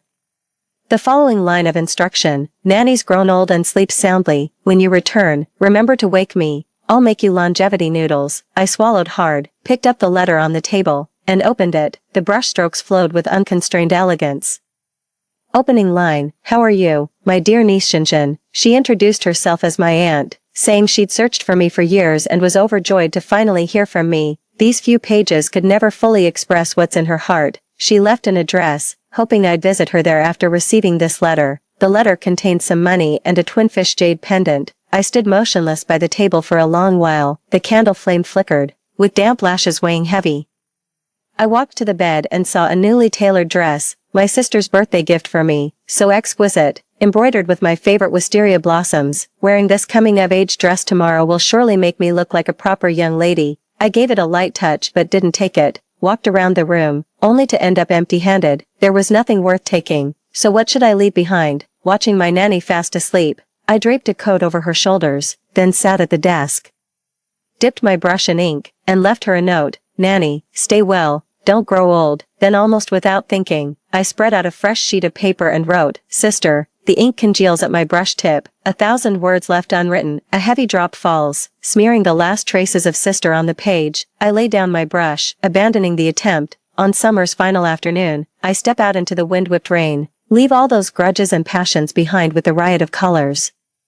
When I reached the inn mentioned in the letter, dusk had fallen, the sky dark as midnight. The porch light flickered as a woman opened the door from within. She saw me standing there, drenched and deathly pale. She froze for a heartbeat before rushing forward and pulling me into a tight embrace. 17. I left with my aunt. She told me my name was Song Zhen, and that I had an elder sister 6 years my senior named Song Yi. My sister took after father's looks, while I resembled mother. My hometown is Chuzhou, where crimson trees meet emerald hills, and orioles sing among purple cherry blossoms. Snow rarely falls here. During the rainy season, the downpour is so heavy it leaves even stoves damp. Most children here can swim, often gathering by the waterside in summer. My elder sister was the most skilled swimmer among us, as elusive as a fish, always getting scolded by mother when dragged back from the shore, while pregnant with me. She begged mother for a baby sister so she could take me swimming, free to glide wherever the currents led. When soldiers came raiding our home, my quick-witted sister started a fire, then leapt through a window with me cradled in her arms. But she must have been gravely wounded, barely managing to hide us both in an alley before passing away. Who would have thought the Shi family would find and raise me as their own? What a cruel twist of fate. My aunt sighed, leaning against the ship's railing. Back when my brother-in-law and Shi Dingyan took the imperial exams together, they were peers, but later they ended up in opposing factions. As a leader of the Zhejiang faction within the reformists, my brother-in-law had always mediated disputes between the factions, hoping to prevent the reforms from becoming tools for political vendettas, and shook her head. Once embroiled in the game, there's no perfect move. When my brother-in-law submitted a memorial exposing the collusion between officials and merchants to seize farmland in Jiangnan, Shi's political rivals within the reformist faction seized the opportunity to frame Shi Dingyan, resulting in his brutal exile to the northern frontier. Then the young emperor fell ill, halting the reform movement. With the Empress Dowager assuming power, the conservatives were reinstated. Old grudges resurfaced in the chaos. No one could tell friend from foe anymore.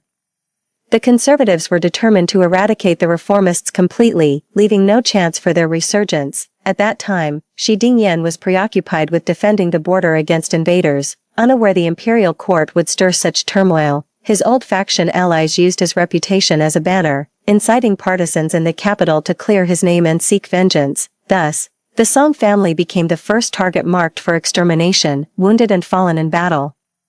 Shi Dingyan let out a mournful sigh upon hearing the news before his death, though I did not slay Boren. Boren died because of me. He then urged his wife and daughter to return swiftly to the capital, instructing them to contact the Bai family to locate the Song family's orphaned child and ensure proper care. My aunt recounted these old grudges to me in fragments during our journey, wanting me to understand one thing, Shenzhen.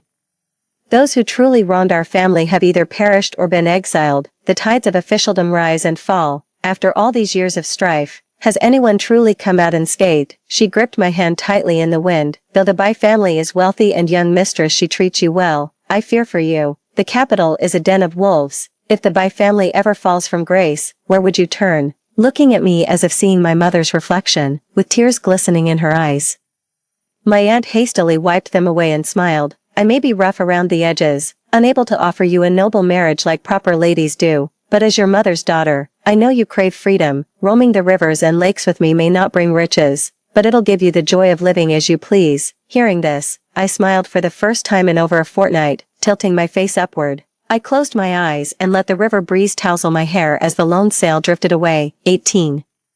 When my eyes opened again, I was still aboard the ship. Autumn mist curled in the air as familiar sights greeted me. A voice called out, "Miss, the boss sent word. We're to meet him in the capital with this shipment." Sword in hand, I turned with the wind tugging at my hair ribbon and smiled. Understood. For years had passed. The place I once fled in panic can now be stepped upon with calm. This time, the escort agency was transporting the Mid-Autumn Festival gifts for old Prince Zhongheng.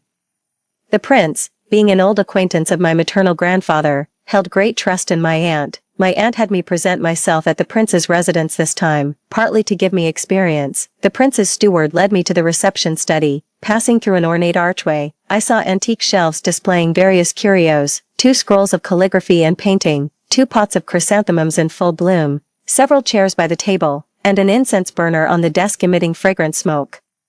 As I was looking around, a shadow seemed to be peering through the lattice window opposite. Suspicious, I stepped forward, but before I could get a clear look, the steward spoke behind me. "His Highness has arrived." I quickly turned to bow and saw an elderly gentleman in dark robes with a refined beard. His sharp eyes briefly met mine as he smiled faintly.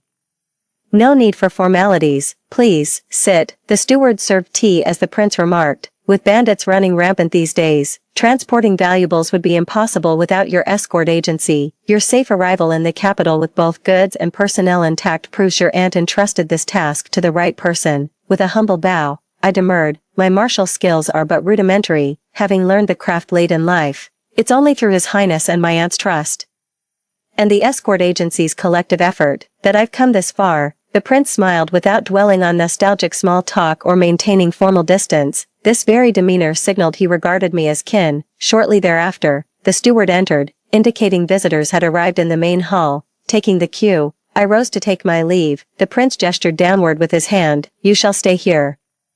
Knowing my aunt had occasionally lodged at the princely residence during her visits to the capital, and recalling her letter advising me not to decline the prince's hospitality excessively, I nodded graciously and bowed in gratitude. After the two departed the study, I sat sipping tea while awaiting the housekeeper who would show me to my quarters. Just as the tea touched my lips, that familiar sensation of being watched returned. The gaze burned with such intensity and longing.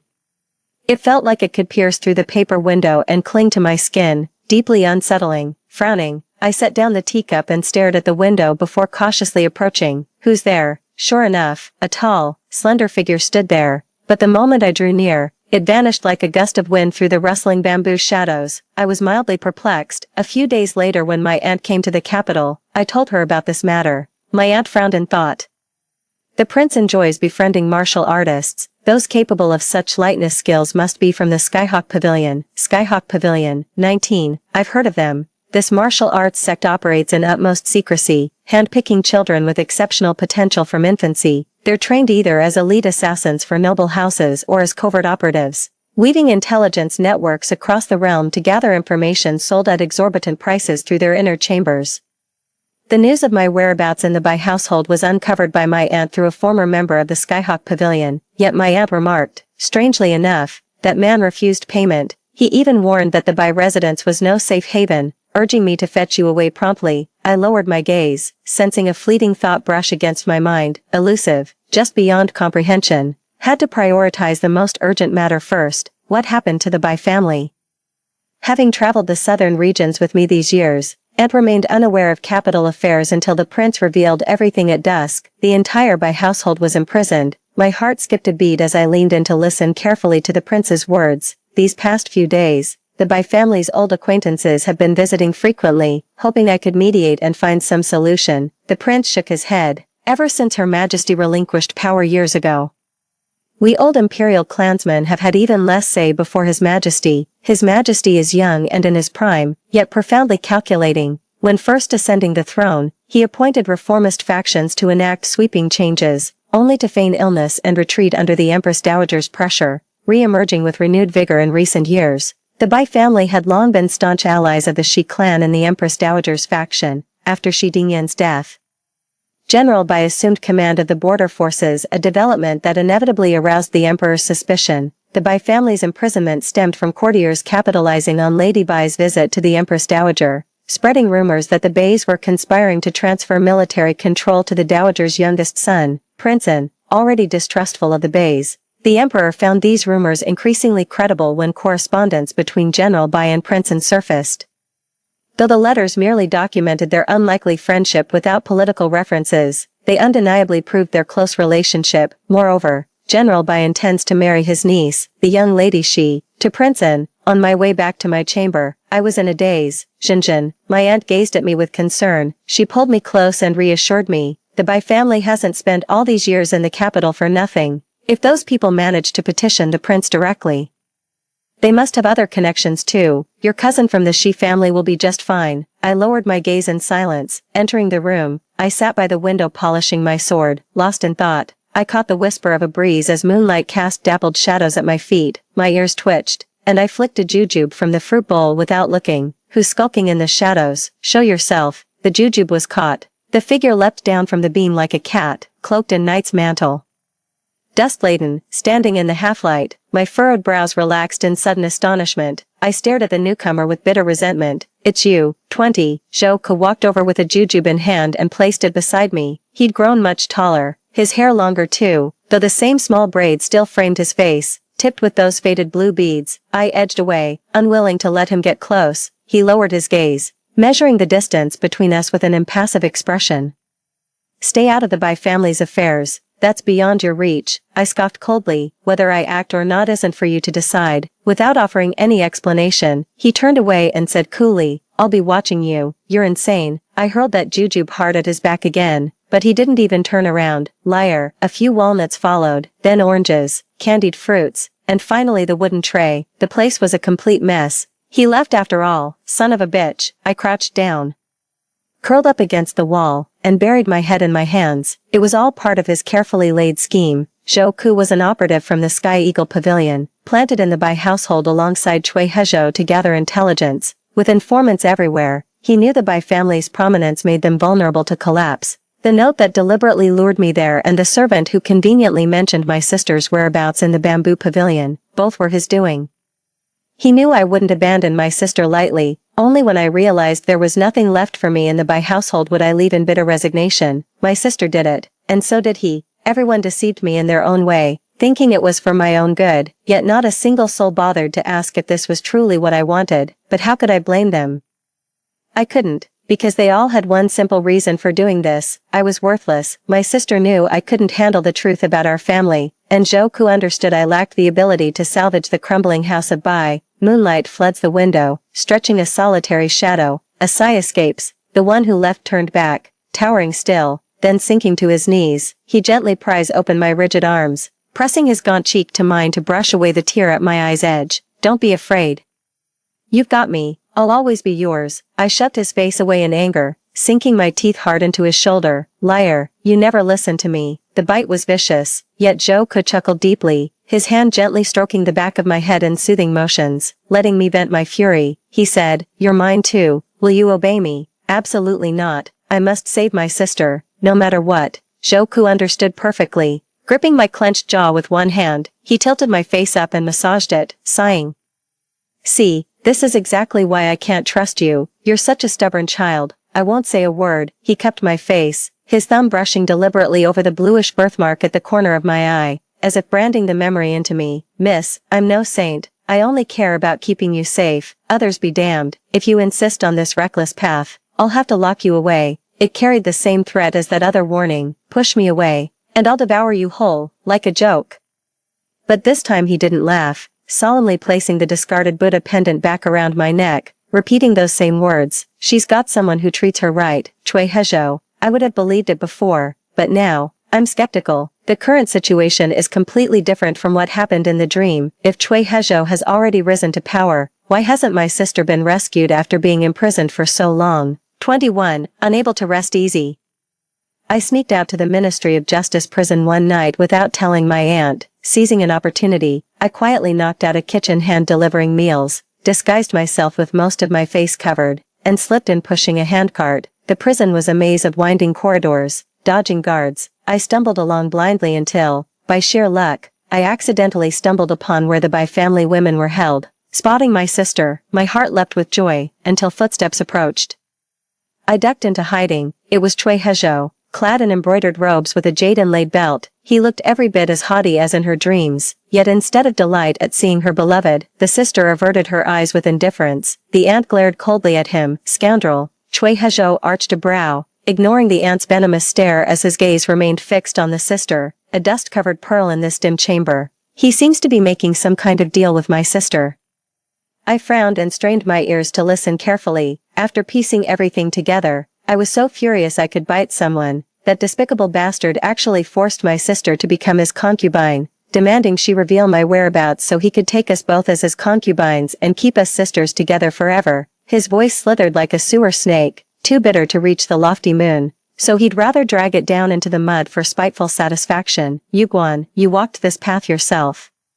When I spoke kindly, you scorned being my wife. Now, you've no choice left. Elder sister remained expressionless, closing her eyes. Chui Hezhou chuckled at the silence, approaching the curled-up woman in the corner. Third Miss Bai, you're clever. Surely you won't let their so-called pride bury you alongside them. It's Bai Yun. I almost didn't recognize her. Her face was gaunt and smeared with grime, only the mocking curl of her lips revealing traces of the girl I once knew. She murmured softly. Of course, they're unafraid of death, but I am. When my cousin refused to marry the lord out of stubborn pride, what choice had I? Though if his lordship seeks Xinjian's whereabouts, I might know a thing or two. As her words hung in the air, my sister and aunt tensed, their gazes snapping toward her. Yun, my aunt actually spoke up to shield me, trying to stop Bai Yun from continuing. Chui Hezhou grinned in satisfaction, bracing his knees as he squatted down. I'm all ears. Bai Yun also smiled, enunciating each word deliberately. The martial world shows no mercy. That silly girl, thinking she could roam the lands with her aunt, must have gotten herself killed by now. If you want her, go fetch her yourself. You, Chui Hezhou snapped, thrusting his arm through the iron bars in an attempt to strangle Bai Yun. Bai Yun was no pushover, having tamed every beast since childhood. She seized the moment to swing her wrist chains, smashing Chui's nose bridge with a sickening crack as blood sprayed. You swamp-dwelling toad, climbed to power by trampling your benefactor, and now you dare lust after phoenix flesh. Go suck your father's farts. She unleashed a torrent of curses before being hastily pulled back by her aunt and sister. Through the iron bars, Chui Hezhou pressed a hand to his bruised nose, glaring at them with venom. Fine, just fine. Then we'll settle this at the execution grounds, radiating malice. He turned on his heel and stormed off. Only when everyone had completely left did I push the food cart out from the shadows on the other side. I covered my face, until I figured out how to rescue them. I couldn't let my sister know and worry. My sister nodded as she received the meal, her gentle demeanor undiminished even in captivity. Thank you, she said, seeing her once delicate fingers now rough and scarred. My eyes stung. I lowered my head and clenched my teeth to stay silent. My sister didn't notice anything amiss. Just as I was about to leave, she opened the lunchbox and froze. She whirled around and grabbed my retreating hand. 22, you. My sister cut herself off, frantically scanning our surroundings before lowering her voice in agitation. What are you doing here? Get out now. Both my aunt and Bai Yun, who had been idly swinging a captured mouse in the corner, turned to look at the sound. They froze when they saw my eyes. Are you out of your mind?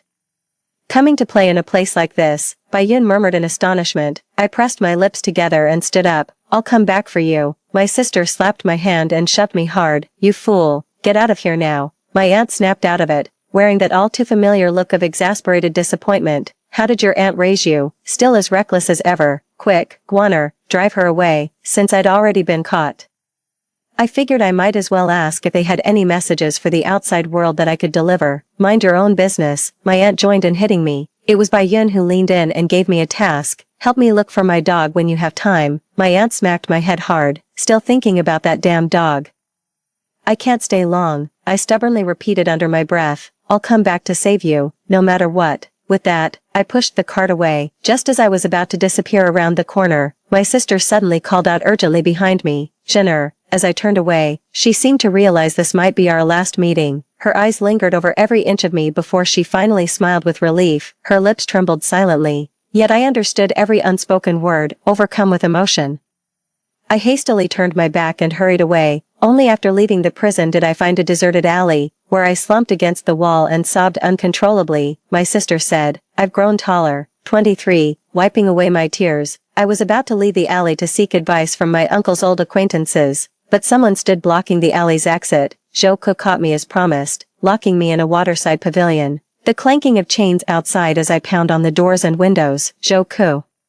You can't do this to me. I won't be grateful. I'll only hate you. Do you hear me? The man paces slowly past the window outside while I mirror his steps inside. Frantic. Joku, Joku, bastard. The man stopped and gave me a sidelong glance. He said, I told you she's got people covering her back. Why won't you listen? I shouted angrily. Who? Chui Hejo. That fucking animal. If not him, there'd be others. Joku lowered his gaze and murmured, Shinjin, she has family.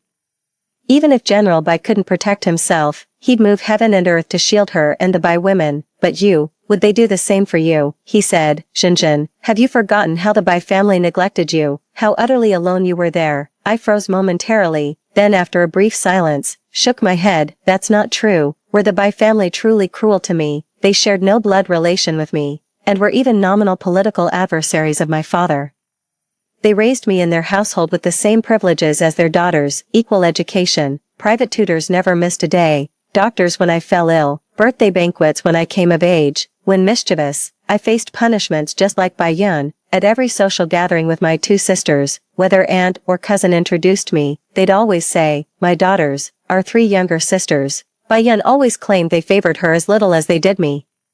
She said the clothes and shoes I painstakingly made were scorned, never worn, just given to servants. But did I witness this myself? What I saw was aunt carefully storing my handmade garments in the wardrobe, then chiding me offhandedly. All this effort on embroidery would be better spent practicing your chicken scratch handwriting. Even Bai Yun's dogs, which she originally set loose to chase after me and my sister, never actually harmed me. Those dogs obeyed her every command and would devour any meat. Had she truly wanted me injured, they wouldn't have just barked and run away. My profound disappointment stemmed from having long regarded them as family. Like Bai Yun, I yearned for their special favor. All these years, I've been mistaken, believing fate has always dealt me the short end of the stick. In truth, the heavens were telling me, Shinjin, what the eyes perceive may deceive, but what the heart feels never lies. No matter how deeply concealed, its truth remains. You must constantly examine your conscience and reflect. Have you taken shortcuts out of fear of hardship on the path you should walk? Have you neglected those you ought to protect due to prejudice or carelessness, choosing to abandon them instead? Gripping the window lattice, I said earnestly to Joku, I know charging ahead when success seems impossible may appear foolish to you, but I simply wish to contribute my effort. However insignificant it may be, the gloom-laden sky stretched endlessly in oppressive shades of gray. Through the window, Joku locked eyes with me. He actually had gentle eyes, the kind that could easily make people mistake him for soft-hearted, if not for his harsh words, and that was indeed the truth. He unfastened the chains, just like when he'd first let go of my hand years ago to carve out a path for my survival, granting me freedom. I trust my heart. The reason I fell for someone like him in my youth must lie in some unspoken kinship between our souls. 24. From Joku's intelligence, I learned my uncle had already orchestrated a prison break from inside his cell. Driven to this point, my uncle must have been utterly desperate. He likely realized the young emperor's deliberate delay in trying the Bai family case was simply waiting for his suicide. The emperor wanted to avoid the infamy of executing a loyal general. His true aims were reclaiming border army control, suppressing the old faction, and aggressively implementing reforms. With the general's death and the old faction's collapse, the emperor could afford to turn a blind eye to the remaining Bai family members. This was the bone-chilling, tacit understanding between ruler and subject. Only then did it dawn on me. No wonder sneaking into the prison had been so easy. The higher-ups had probably been watching all along. My aunt rubbed her goosebump-covered arm and shook her head, staking lives on this charade just for favorable history books. Who knows how posterity will judge the truth? The truth will vanish forever in this prison break spectacle, Joke declared, spreading a map of the Ministry of Justice's layout across the table. Auntie frowned, with General Bai's unyielding temperament. Would he truly take his own life as His Majesty wishes? Joke remained silent, his gaze shifting to me who had been lost in thought. An autumn chill swept violently through the capital, while the hearth fire burned fiercely. He will, I spoke softly. For years I'd called him uncle, this stern, tight-lipped man who showed kindness only to my mother while being strict with all other juniors, yet he never missed sending seasonal gifts to any of the children. When my writing skills remained clumsy, instead of telling me to quit wasting the instructor's time, he gifted me a gentle mare from the northern lands that mid-autumn festival, a patient creature that would never throw me off no matter how slow my progress. In his heart, family always came before everything else. He could forsake power, even life itself, but never would he stand by and watch his family perish with him. My aunt looked at me with sorrow. Shinjin, I bit my lip and lowered my head. After all he'd done to raise me, I could do nothing for him in return. A hand gently rested on my head, giving it a tender rub, as Zhouke's hoarse voice spoke, almost as if he'd heard my silent thoughts. He said, protecting his beloved family through your help is all he ever wanted. I looked up, deeply moved. He smiled. Firelight illuminated his face, making the blue beads at his hair ends shimmer brilliantly. 25. The wind howled fiercely on the day of the prison break. Desert sands from the frontier swept over the Great Wall as I joined a ragtag band of vigilantes from all corners of the land, fighting our chaotic way into the Ministry of Justice. First time awkward, second time smooth. I soon found my way to the women's quarters, while my sister and aunt wore worried expressions. Bayun's face lit up with delight. She saw no trouble in our daring rescue, leaping into my arms with unbridled excitement. Well done, Shinjin, you've really outdone yourself. I forced a smile and urged them to hurry. Wait, father and the others are locked up at the other end, Bayun said, pulling me along as she snatched keys and a knife from a guard knocked out by the smoke. Flames spread through the corridor as we moved through the thick smoke, successfully freeing my uncle and two cousins. My aunt, keeping close behind, seemed to realize something, her eyes reddening. My sister remained silent the entire way. Bayun was the only one still naive enough to ask if we'd found the dog. As we reached the prison gates, flames roared inside with signs of imminent collapse. Bayun turned back in confusion, watching her father lagging behind, reluctant to follow. Dad, what are you standing there for? Come out. In the firelight, her uncle stood in coarse linen robes, gaunt and desolate, offering her a faint smile. Bayun suddenly understood. She tried to rush forward, but her cousins held her back with desperate strength. She thrashed wildly, let me go. He's your father too. Have you lost your minds, father? Come out. At worst we'll rebel together. I'm not afraid to die as a family, father. The pillar of fire came crashing down at the final moment. Suddenly, my silent aunt rushed forward, stunned. I reached out but failed to stop her. At the critical moment, my sister threw her arms around our aunt, though she'd never laid a finger on my sister before. My distraught aunt accidentally struck her during the struggle. Let me go with him. He's all alone. The road to the underworld seems endless. My aunt threw her head back and wailed. My sister knelt down, holding our struggling aunt firmly against her slender frame, refusing to let go no matter how she resisted. 26. Soon after, my other aunt arrived with reinforcements arranged by the prince. Zhou Ke and our cousin stayed behind to cover our retreat while we escorted the womenfolk to safety. The boat had docked, with armed escorts from the security bureau standing guard, but the ordeal wasn't over. Our uncle made sure none who climbed over the Bai family would survive. He traded his life for our safety, eliminating every last threat with his final breath. He left a secret missive for the Empress Dowager, both a reminder and a warning. The emperor could strip his military power and claim his life, but the Dowager and Princeton were untouchable.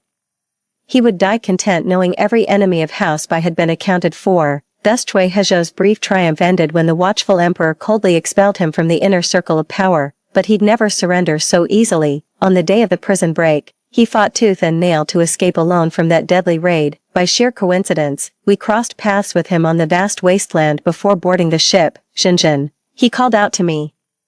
He claimed we were soulmates across 2 lifetimes, that he'd been waiting for my return, said he finally saw the truth in his heart and had a change of heart. Is this toad out of his damn mind? My aunt wrinkled her nose in disgust. Of everyone present, only I understood what he truly meant. After lifetimes of empty pretenses, perhaps only in this life or death moment, with tears of remorse streaming down his face, Did he seem genuine, yet how could I possibly feel any pity for him? Bai Yun's icy remark echoed my own thoughts. This man deserves to die 1,000 deaths. With that, Bai Yun raised a curled finger to her lips and blew a piercing whistle. 3 powerful black hounds came charging up from the water's edge. I'd hired couriers to track them down. Bai Yun crouched down and firmly stroked the terrifying beast's fur with surprising tenderness. After making sure the hounds recognized Cui Hezhou, she patted their heads and whispered her command, "Go." The black hounds lunged at Cui Hezhou, whose eyes were bulging with terror. Bai Yun stood quietly in the wind, watching. Father gave them to me. Back then, many people forbade me from keeping them, saying such fierce dogs would turn on humans, but father handed them to me and said, "Dogs take after their masters." He believed the hounds I raised would never harm anyone. She turned to me with tear-filled eyes. But today I must make them hurt people. Would father blame me? After settling our aunt in the cabin, my elder sister emerged behind me and caught the words I hadn't yet spoken. "No," she embraced both Bai Yun and me, "because you're both protecting your family." Bai Yun sobbed in her sister's embrace for the first time, biting back tears. I looked at my sister. Her lips were clenched tight, refusing to cry. Tears carry weight, and she had to stay strong to bear everyone's grief. She hugged us younger sisters tightly, shielding us from the bloody scene behind. But sensing Zhou Ke's presence, I turned my head. He charged out with his cousins in tow. Cui Hezhou's leg was mangled and bleeding as he clutched Zhou Ke's sleeve like a drowning man grasping at straws, pleading, "Aku, we're brothers who escaped the pavilion together." My nerves tightened. Zhou Ke looked down at him in silence before speaking. "Second brother, back at Sky Eagle Pavilion, you taught me that Deathsworn have no brothers. That's why you abandoned my crippled self in the wolf den that night and used the only grappling rope to climb the cliff alone." Zhou Ke crouched down, effortlessly severed his robe's hem, then turned toward me without sparing a glance at Cui Hezhou's wails. "Aku has learned much from this lesson." Gradually, Cui Hezhou's cries faded as he lay half-conscious in a pool of blood. The black hound kept tearing at his flesh. At the Skyhawk Pavilion, he served as a lackey for the martial world.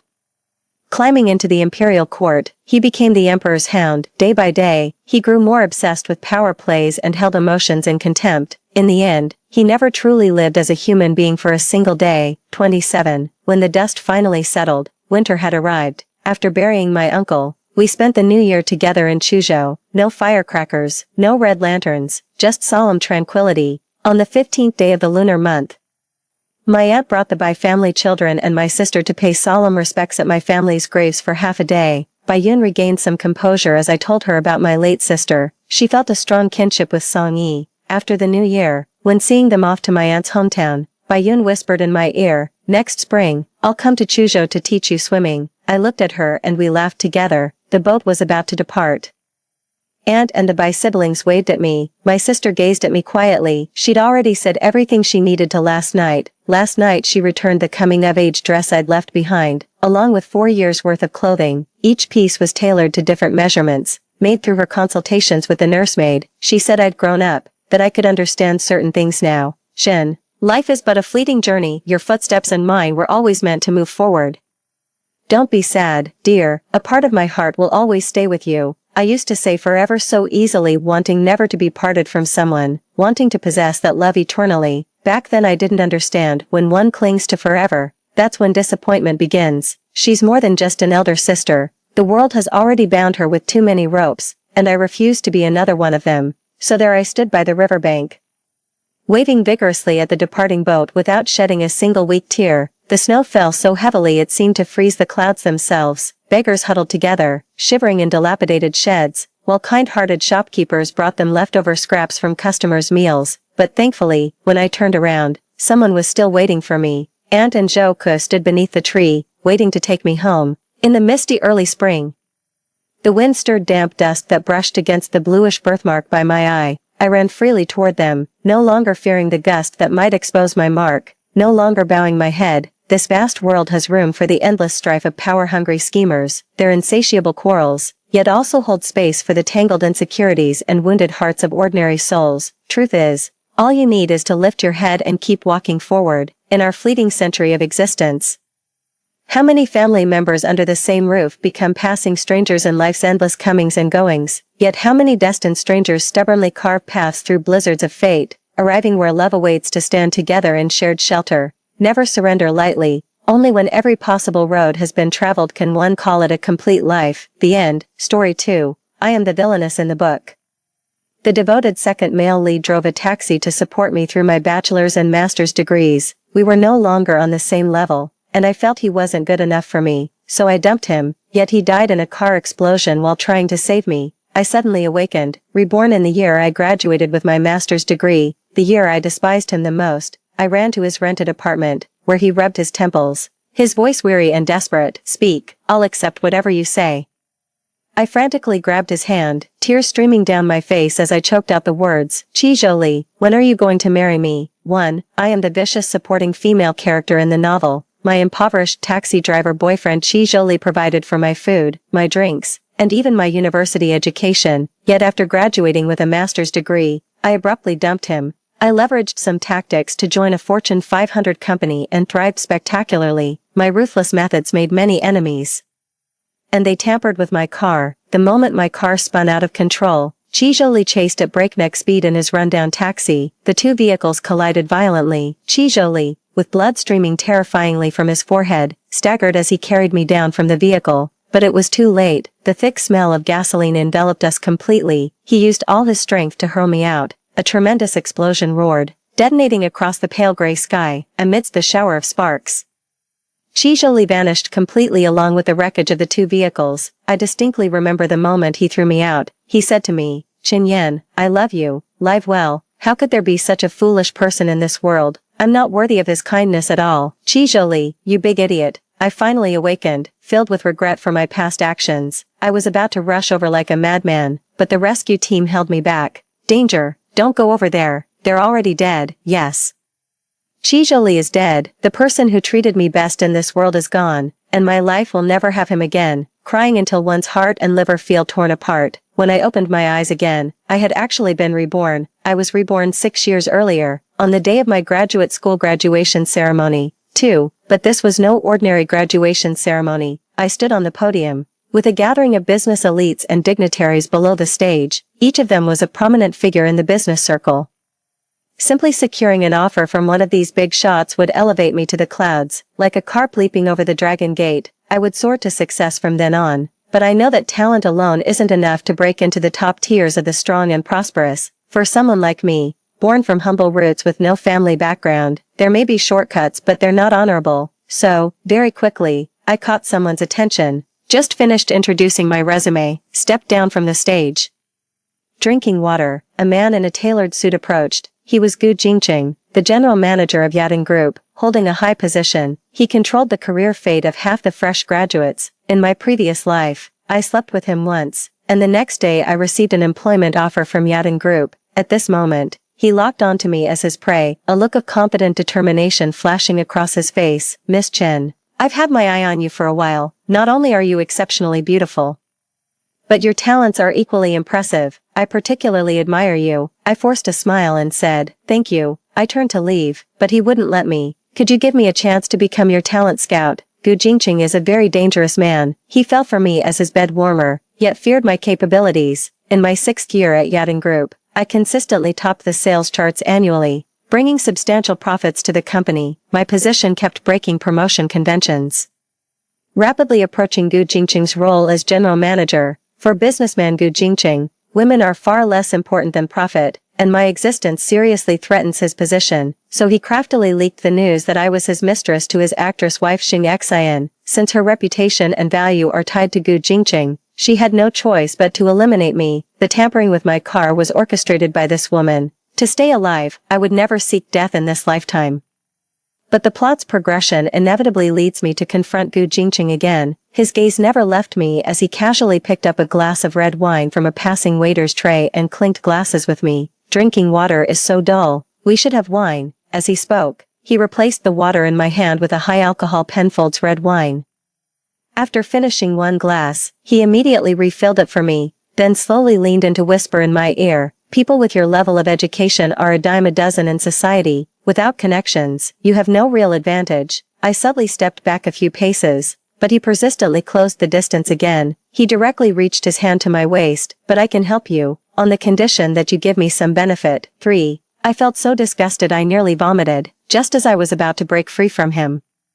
My shrewd female mentor Lu Yuping approached. She pushed me toward Gu Jingqing. Oh my, President Zhou, long time no see. How have you been considering the project I mentioned last time? Gu Jingqing's rough palms began rubbing against the small of my back. Despite Lu Yuping's meaningful glances, I clearly slapped away Gu Jingqing's hand. Gu Jingqing's face immediately darkened. I was just about to have my assistant send you the contract. He glanced at me again, clearly shifting the blame.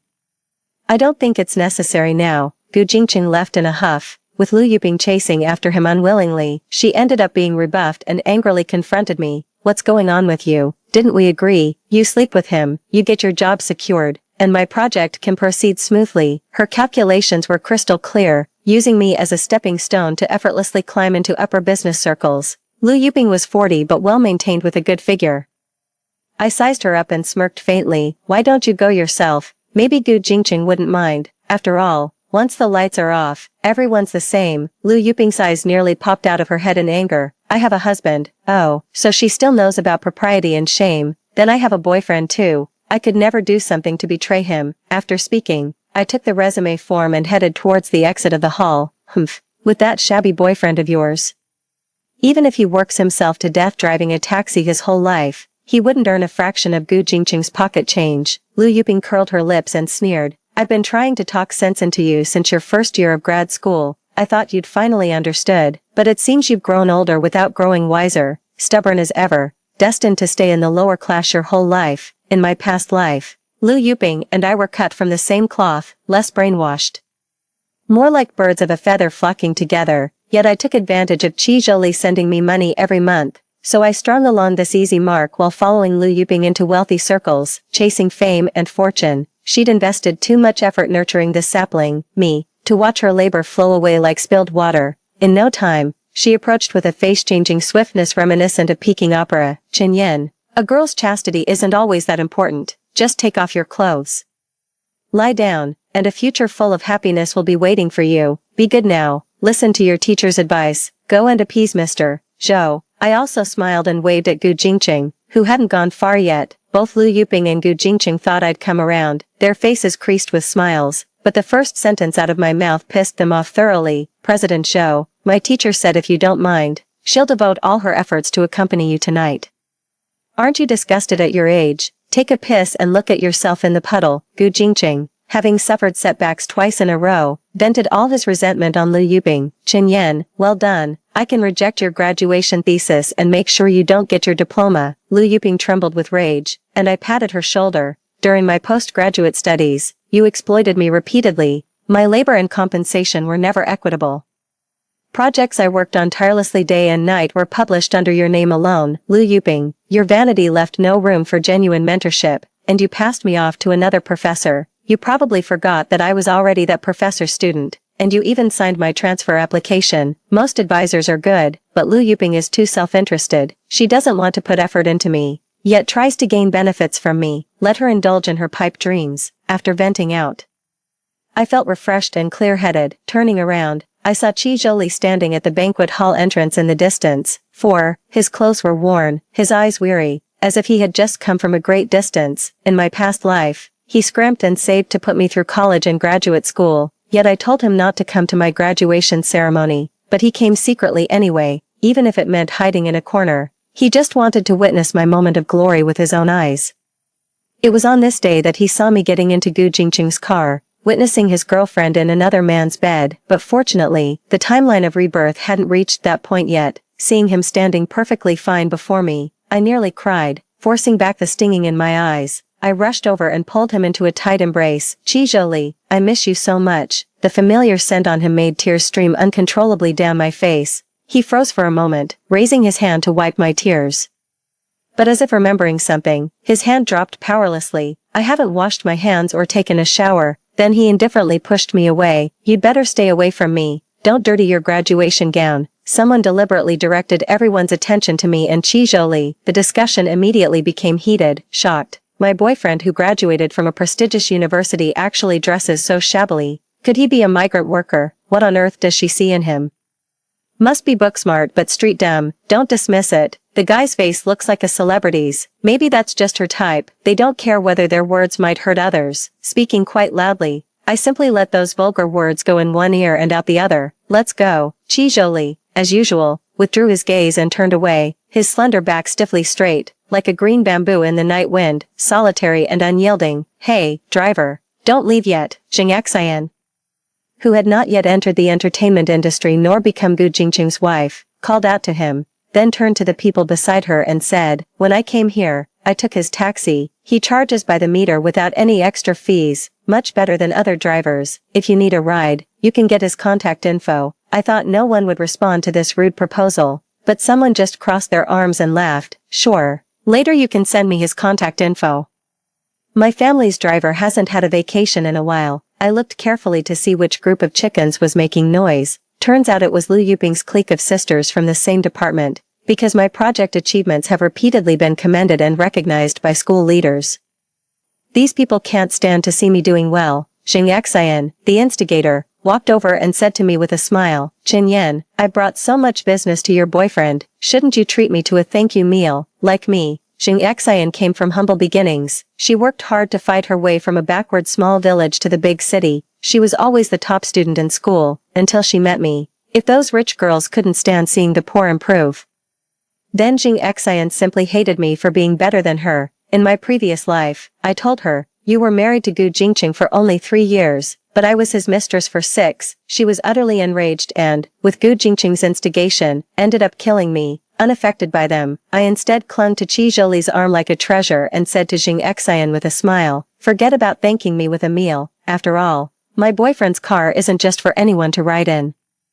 Chi Zholi glanced down at me with a probing look. I held on to him even tighter. Usually it's customers who choose drivers, but with my boyfriend here, it's the driver who chooses. Sometimes he might kindly give a ride to some stray cat or dog, but people, that's not guaranteed. You called me worse than a dog or cat. I never said that. You're the one putting yourself in that category. You. Jing Xian flailed her arms wildly, raising her hand to hit me, but Chi Zholi intercepted her, then flung her aside, saying with an icy expression, I don't usually hit women, but if you cross my line, you can be the first. Actually, Chi Zholi appears lean, but his arms are solid with muscle. Jing Xian took a few fearful steps back, looking up at Chi Zholi who towered 30 centimeters above her. At this moment, Gu Jingqing walked over from behind and casually supported Jing Xian's waist. Jing Xian turned to see who it was and actually lowered her head shyly.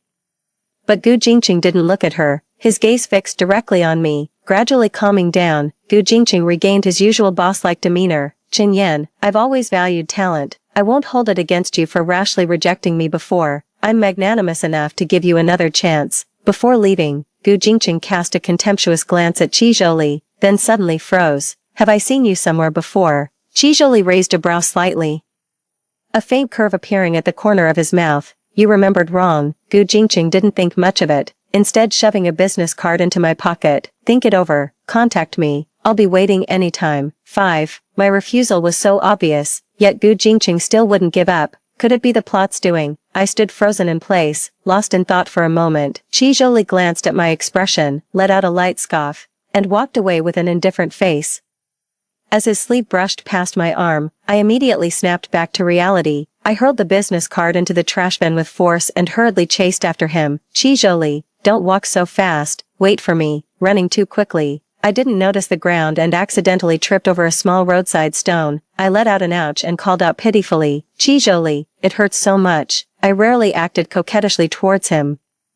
Chi Zholi's figure stiffened momentarily before he turned back in fury and roared at me, Qin Yan, can't you stop being so hypocritical? I lay there dazedly, my gaze wavering. I didn't you hear everything I just said? You've always been good at pretending, haven't you? You used to have me completely fooled. Besides, in that kind of situation, you could only play the role of the perfect girlfriend. No, if I hadn't come today, you probably would have ended up in bed with that man already. Chi Zholi let out a mocking laugh, cutting me off as he glanced at the black Hummer behind me. He didn't need my response either. Turning and walking away, suppressing the pain in my ankle, I stood up and limped closely behind him. His second-hand taxi was parked by the roadside. Seeing me sit in the passenger seat, he sneered, usually you complain my car is dirty. What's gotten into you today? In my past life, I got into graduate school and considered myself superior. To pave my future path, I often mingled in wealthy circles, having grown accustomed to high-end, spacious luxury cars and houses.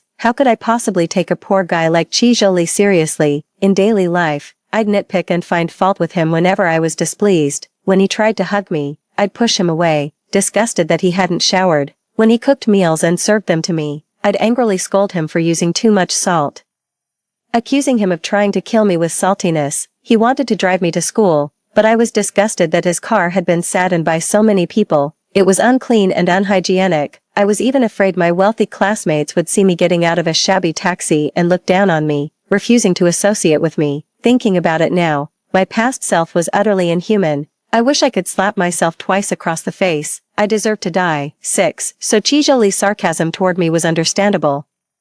I plopped down and smiled obsequiously. Yes, must have taken the wrong medicine. Otherwise why would my boyfriend look even more handsome today? Boyfriend, Chi Zholi self-deprecatingly remarked. Then, stepping on the accelerator, the car sped off rapidly. I couldn't react in time, fumbling to grab the overhead handle, screaming in fright repeatedly. When we reached the entrance of his alley, I crouched by the roadside and vomited violently. Delicate, Chi Zholi stood right behind me, watching me with cold indifference. Then, seeing I'd recovered slightly, he tossed a bottle of mineral water into my arms. Keep up. I sprained my ankle and couldn't walk fast. He stopped on the second floor, frowning as he looked down. I was still slowly crawling up the third step. Meeting his gaze, I frantically waved my hands. I'm really not pretending. He lowered his dark eyes and came running down the steps with quick, light footsteps. Bending down, he wrapped one arm around my legs and hoisted me straight onto his shoulders. I let out a surprised cry as he had already started climbing up.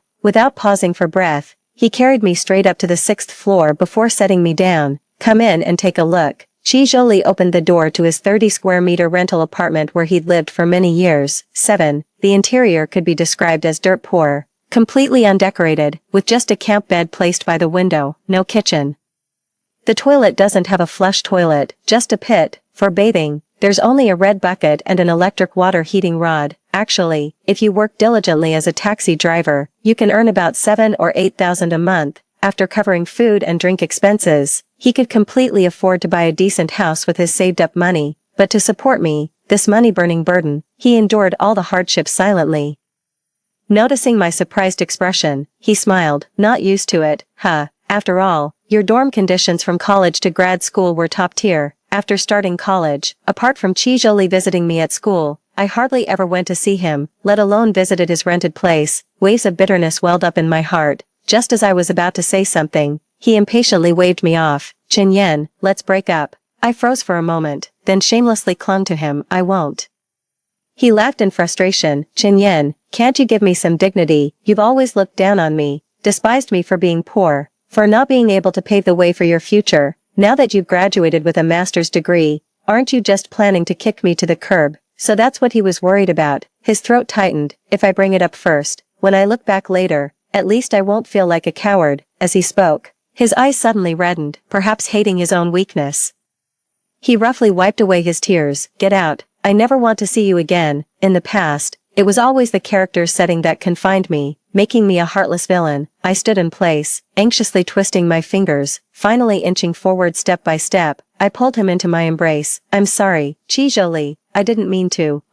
He instinctively pushed me away, and I lost my balance, falling painfully onto the floor. Seeing my face contorted in pain, he quickly crouched down, his eyes urgently scanning my injuries. Where does it hurt? I didn't mean to. I'm sorry, Xiao Yan. His eyes turned bloodshot, filled with self-blame and helplessness. He carried me to the shabby sofa. Picking up the medicine box, he knelt before me and applied the medication. Hiss, all right, I'll be gentler. At my sound, Chi Zholi's expression tensed, and his movements became even more careful as he applied the medicine. In the end, he silently massaged my ankle, his expression complex and inscrutable, but I knew he was struggling internally over whether to give up on me. I withdrew my foot and placed my palm against his cold cheek. Chi Zholi, I'm sorry, truly sorry, for my past ignorance, rudeness, heartlessness, and shattered conscience. Perhaps my apology unleashed a flood of his pent-up grievances. He could no longer restrain himself and threw himself into my arms. Like a child robbed of candy, he burst into loud sobs. His crying broke my heart, and I comforted him with gentle words. Chi Zholi, I won't break up with you, not in this lifetime. Chi Zholi sobbed quietly against my chest, clutching my clothes tightly as a response. When his breathing steadied somewhat, I spoke again. Unless you stop loving me. What do you mean I don't know how to love you? You're truly heartless. Chijoli suddenly looked up, pinching the soft flesh at my waist, his phoenix eyes glistening with tears. At this moment, he looked almost like a male fox spirit, enchantingly fragile, begging to be ravished. My gaze fell on his rosy lips, and I just wanted to kiss him to death, but I restrained my beastly urges, only gently caressing the damp corners of his eyes. There, don't cry. Somehow this action touched a nerve in his fragile state, and he started crying again, his voice trembling. Do you really promise you won't break up with me? I won't. Sigh, men are made of water too, aren't they? I said it with utmost seriousness, afraid he wouldn't believe me, so I started taking off my clothes. He panicked and pressed down on my hand. What are you doing? Isn't this where you men get your sense of security from? I was also completely bewildered. Who said that? Chijoli frowned, pulling my clothes down with a stern expression. Don't you like my body? Chijoli paused abruptly, then scolded me loudly. Don't assume all men are that shallow. At least I'm not. He turned his face away with frankness, yet the tips of his ears quietly reddened. Then are you coming or not? I walked toward the bathroom while taking off my clothes. Chinyen, he rushed over, preemptively entering the bathroom and locked the door behind him. That night, he was exceptionally rough, as if trying to melt years of grievances into a tempest of passion. I was driven to unconsciousness. Yet his strength never waned as he greedily nibbled at my earlobe. In a daze, I heard him say, consider this your punishment. Let's live well together from now on. 8. I spent several intimate days with Chijoli in the rental apartment before returning to school to pack my luggage. The dormitory was empty except for my belongings and Xing Xian's. I was pushing my luggage to the door when she suddenly called to show off. Chinyen, do me a favor and throw away all those things in my dorm. I frowned. Throw them away. She was pleased with my reaction, her tone cheerful. I've already joined yachting. The future is limitless. Those worthless things aren't worth keeping anyway. Yachting company. It seems the business card of Gu Jingqing that I threw in the trash was picked up by her. The direction of the plot has undergone earth-shaking changes with my awakening and rebirth. Xing Xian followed the path of my past life. She didn't become a film queen, nor did she become Gu Jingqing's wife, but ended up as his mistress, after all. The single Gu Jingqing never publicly announced that he was married or had a girlfriend. If you want to throw it away, do it yourself. I don't have time. Hearing my words, Xing Xian remained unconvinced. Chinyen, society and school are different. Don't be so unconventional. If you don't suffer losses, you'll never learn to bow your head. What do you mean? I clenched my phone tightly. You've offended teacher Lu Yuping. She has some influence in the industry after all.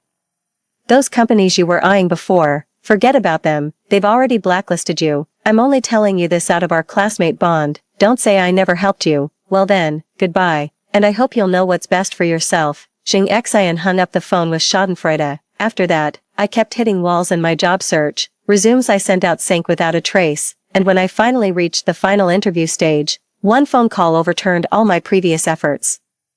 During this period, Gu Jingqing took advantage of the situation and proposed an improper relationship in exchange for my career prospects. I firmly rejected him. Meanwhile, my classmates were happily joining companies they were satisfied with, so, under the scorching sun, dressed in a proper business suit, I stood at the foot of Tingyao's office building. Since they've driven me to a dead end, why not go with the flow? Licking blood off the blade, dancing with wolves, the highest authority at Tingyao.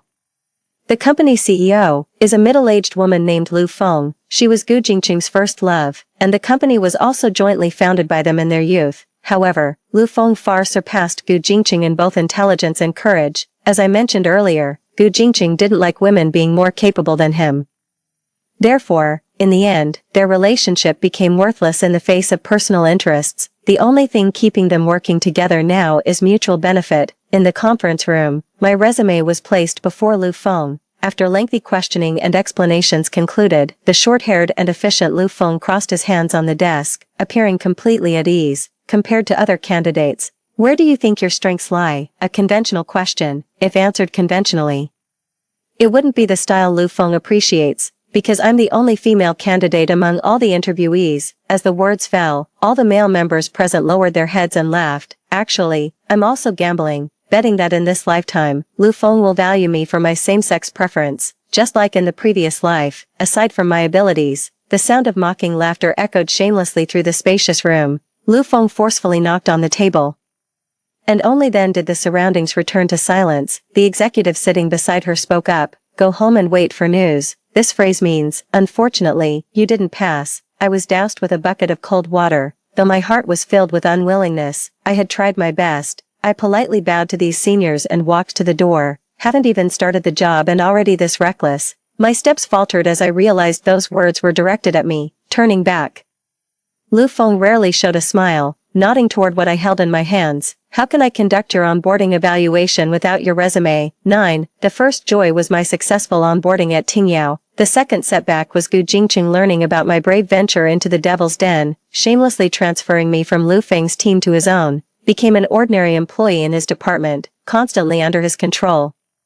He often used the excuse of needing female company for business meetings to take me to various drinking parties, where he would take advantage of me while drunk. Xing Xian was also in his department, and every time she saw me, she wore a confrontational and hostile expression. That day, I temporarily escaped from the drinking party and was drying my hands in the restroom. Xing Xian followed me there. She angrily yanked me off balance and raised her hand to slap me. My head snapped to the side, my cheek burning with pain. "You shamelessly wormed your way into the company, and now you dare seduce Gu Jingqing right in front of me. Can't you stop being so cheap?" My thumb lightly brushed the corner of my mouth, coming away stained with blood. I smiled. "Who are you?" I looked up at her. A lawfully wedded wife, or a publicly announced girlfriend? With each word, Xing Xian's expression grew darker, trembling with rage to the point her shoulders shook. "Who is she?"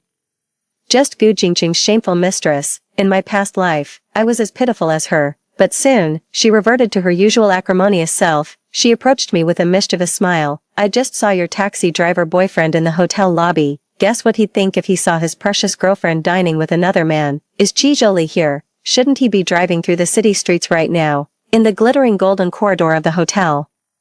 Gu Jingqing and his group were blocking the private room entrance, their faces full of flattery as they conversed with an Asian billionaire who frequently appeared in financial news, and behind the billionaire stood Qi Zholi, impeccably dressed in a suit. My head was spinning. Xing Xian affectionately linked arms with me as we walked over. She cooed in a sweet voice, "Uncle Zhou." Uncle Zhou is the honorific title for that Asian tycoon. As soon as Qi Zholi looked up, he saw me and waved his hand toward me. "Chen Yan, come here." I walked over slowly, and he took off his suit jacket to drape it over my shoulders. "Aren't you cold wearing so little?" I shook my head, half carried in his embrace. Xing Xian, fearing the world was too peaceful, seized the chance to stir up trouble. "She's dressed so lightly because she's accompanying our President Gu for dinner, right, President Gu?" She batted her false eyelashes and winked at Gu Jingqing.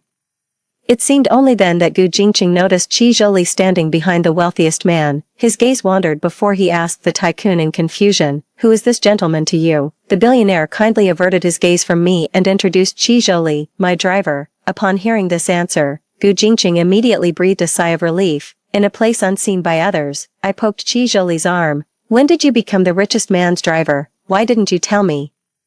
Qi Zholi lowered his head and gently touched the tip of my nose. "It happened today. I was just planning to tell you tonight when we got back." "I see. In my past life, Qi Zholi remained a driver until his death, so I never doubted his identity." "Xiao Qi, since your girlfriend is here, I won't be the third wheel. I'll drive back myself tonight," the richest man said cheerfully to Qi Zholi. After the crowd dispersed, Qi Zhou released me. The smile fading from his face, he was angry. 10.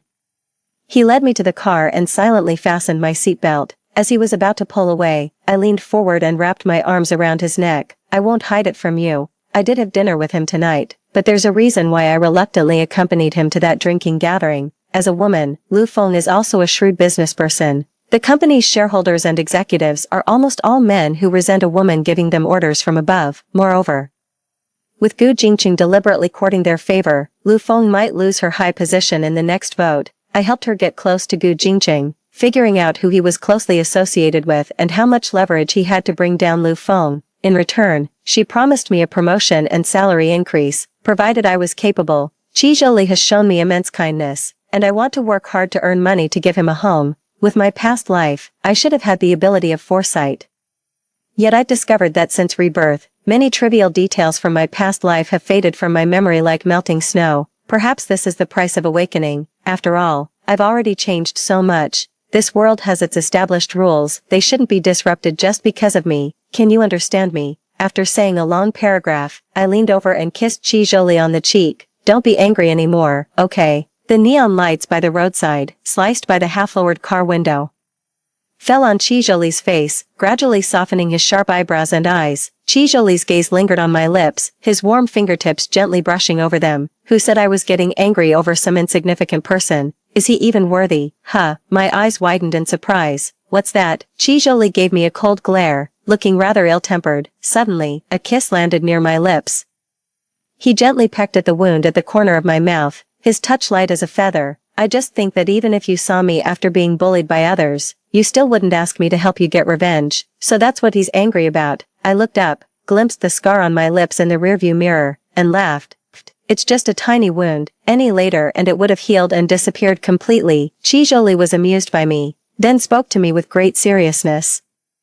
I won't interfere with your work, but you must promise me your safety. I opened my bag and, under the dim light, showed Qi Zholi my secret weapons, pepper spray plus a folding fruit knife. Before every drinking party, I take a cephalosporin pill. No one dares to pressure me into drinking, and even if Gu Jingqing tries to harass me, I have these as protection. Hurting him would at most count as self-defense. Qi Zholi lowered his eyelids for a glance, then tightly pulled me into his embrace, murmuring indistinctly, "Now, I believe it." Believe what? Qi Zholi fell silent, his scorching breath spraying against the nape of my neck, a tingling numbness. His chin rested on my shoulder for so long that I thought he had fallen asleep. I had pondered deeply. It seemed this script was missing two people, the male lead and the female lead. Later, I came to understand that when you are conscious and follow your heart, you are the protagonist of your own life, not dependent on anyone. Not someone's background, nor anyone's tool. Everything depends on human effort. So, Qi Zholi, we will be happy together, right? 11. Later, the proposal I worked on for a week brought the company millions in profit. Not only did I break free from Gu Jingqing's control, but I was also promoted to be the team leader of Project Group 1, while the leader of Project Group 2 is Jing Xian. As a result, I found myself on the opposite side of her, competing for the marketing and promotion of the product chain in the Shizong mega project. If we achieve substantial benefits from this, the company will secure a higher position in the Fortune Global 500 rankings. Moreover, the outcome of this project is directly tied to next month's leadership reshuffle. In other words, next month will decide whether Lu Feng continues as CEO or Gu Jingqing takes over. Lu Feng told me that for this project, she and Gu Jingqing were fully involved in the follow-up. I represent him, while Jing Xian represents Gu Jingqing. My success means Lu Feng's success. Lu Feng and I gathered with our team, discussing all night how to persuade Shizong to hand the project over to us. Shizong came from Jingshi, with considerable scale, and the boss was an old man. We treated him to several meals, presented our proposal, and promised to promote his products worldwide, generating significant economic benefits. But the old man repeatedly evaded giving a clear answer, playing both sides between our two project teams. I don't understand what he's hesitating about. Later, I started with his wife, accompanying the wealthy lady shopping, carrying her bags and packages. After a tiring day, she finally agreed to give it a try for me. But the next day, when I arrived at the company, I was informed that Shizong had signed the contract with Project Team 2, after winning a game against me. Jing Xian was glowing with joy. She said, "Once Gu Jingqing becomes the boss of Tingyao, I'll be the boss's wife, and then you can get lost wherever you please." Boss's wife, didn't see that coming, did you? Jing Xian glanced at me disdainfully, extending her garishly painted fingers, with a pigeon egg-sized super diamond ring adorning her ring finger. Jingqing, he proposed to me. Jing Xian was so delighted she nearly split her lips, grinning from ear to ear. My head was throbbing. So I went to the pantry to pour myself a glass of water. Just as I was about to drink, the door behind me was deliberately closed, and a hand reeking of foul sweat covered my mouth and nose. My heart skipped a beat, and I quickly turned around. I saw Gu Jingqing standing very close to me, sniffing the scent on me. "Chen Yan, I really like you, don't you know? If you come with me, I might consider letting you stay at the company." I suppressed the nausea churning in my stomach and stared at him warily. "Aren't you supposed to marry Jing Xian?" That was just to coax her. How else would she willingly work for me? What did she do for you? My intuition tells me it's related to Shizong. Then you don't need to know. After saying that, Gu Jingqing reached out to touch me. I picked up the water glass and splashed it directly on his disgusting face. "Ugly toad. Stay away from me." As I was leaving, Gu Jingqing said through gritted teeth, "Chen Yan, you'll regret this." "I never regret. Hard work won't betray me. Even if I leave Tingyao, I can still make a living outside, even if it's just a monthly salary of 3,000, because, even if it costs me my life, I will never let Qizhou down. 12. I went to Lu Feng's office, thinking she would at least show some sign of frustration, but she didn't. She who always kept her head down reviewing data was now surprisingly wearing headphones. Eyes closed enjoying the music. Firstly, I came to apologize to her for failing to live up to her expectations. Secondly, I came to submit my resignation. Lu Feng removed her headphones, her red lips curling slightly as she pushed my resignation letter back to me. I don't understand. Stay. Resigning can wait a little longer. She leaned back comfortably in her executive chair, eyes fixed on me. Let's stay together to watch a good show. You'll understand afterwards. In the following days, Gu Jingqing was brimming with complacency, even throwing a celebratory party at the company. Employees who sided with Lu Feng were constantly disturbed. Every day after work, Gu Jingqing would arrogantly sit directly in Lu Feng's boss chair to handle business. Lu Feng didn't get angry either, just strolled around the company with his hands behind his back, watering the plants and playing with stray cats downstairs. Gu Jingqing even mocked her for going crazy, before things were even finalized.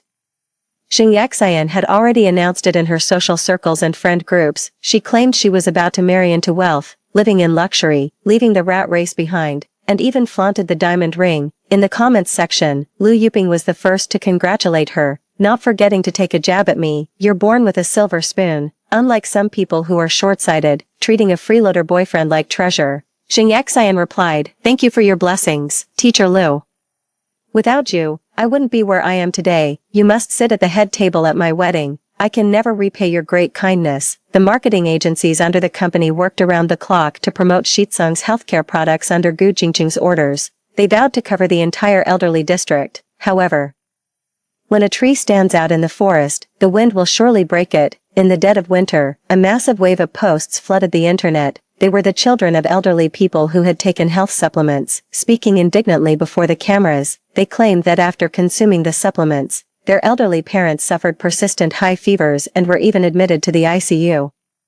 Elderly people with weaker constitutions simply couldn't withstand such torment. Their hearts stopped beating on the way to the hospital. It's a matter of life and death. Gu Jingqing urgently initiated damage control, removing posts in large quantities, yet similar posts kept emerging one after another, making it impossible to handle them all. Gu Jingqing and his crew were swamped with work. Watching the elderly man's agonized cries in the video made my heart clench tightly.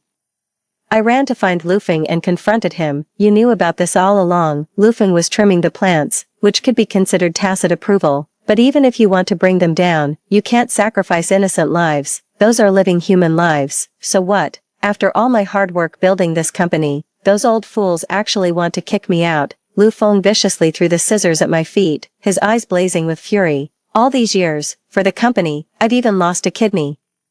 Had my uterus removed. I've slaved away for this company, just because I'm a woman. The shareholders had the audacity to say I'm unfit for my position, and Gu Jingqing, stabbing me in the back, playing dirty tricks, doing everything he could to drag me down from my high position. Yet, damn it, I still loved him for so many years, flaunting other women in front of me. I tolerated it for so long. If he doesn't want me to have peace, I won't let him have it either.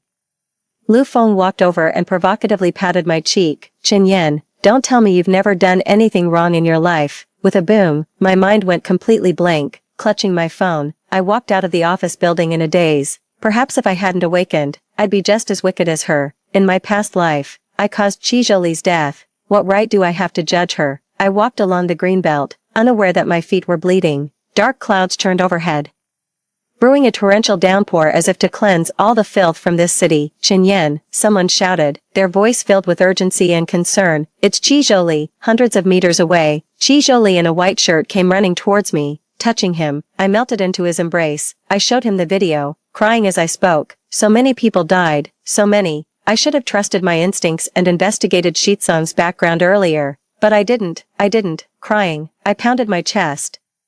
It hurt so much. Qizhou's face turned cold as he grabbed my flailing hands. Chen Yan, listen to me. This isn't your fault. If you could foresee the future, you would have stopped it. But you don't have that ability. Don't blame yourself too harshly. Foresight is something I don't possess, yet empathy grows ever stronger. Exhausted from crying, he drove me to a luxurious penthouse in an upscale neighborhood. He tucked me in, smoothed the blankets, knelt by the bed, and kissed my swollen eyelids.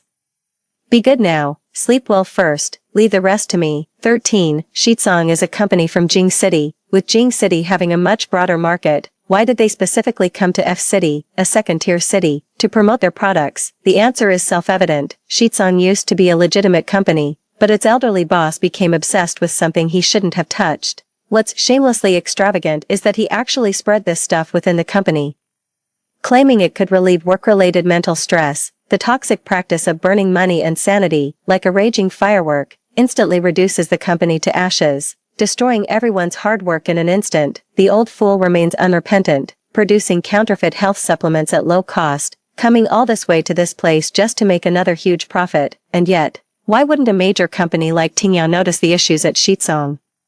That's because this project itself was something Lu Feng actively pursued out of malicious intent to retaliate against Gu Jingqing. No one would question what Lu Feng claimed to be good, and initially she put on airs to challenge Gu Jingqing. Gu Jingqing was desperate to climb to a high position. Blinded by greed, he deceived Xing Xian by promising her a wedding if she could handle the old man from Shitsong. He promised her a wedding, even if the means are not honorable. The obsession with becoming a wealthy wife drove Xing Xian to willingly sacrifice her own body. 14. The police came to the company and took Gu Jingqing, the main responsible party on the contract. For the first time, I heard the usually composed and confident Gu Jingqing let out an unbelievable, boar-like wail. When the police forcibly took him away, he lost control of his bladder, and dark yellow liquid trailed beneath the police car, muttering under his breath, "I'm the CEO of Tingyao.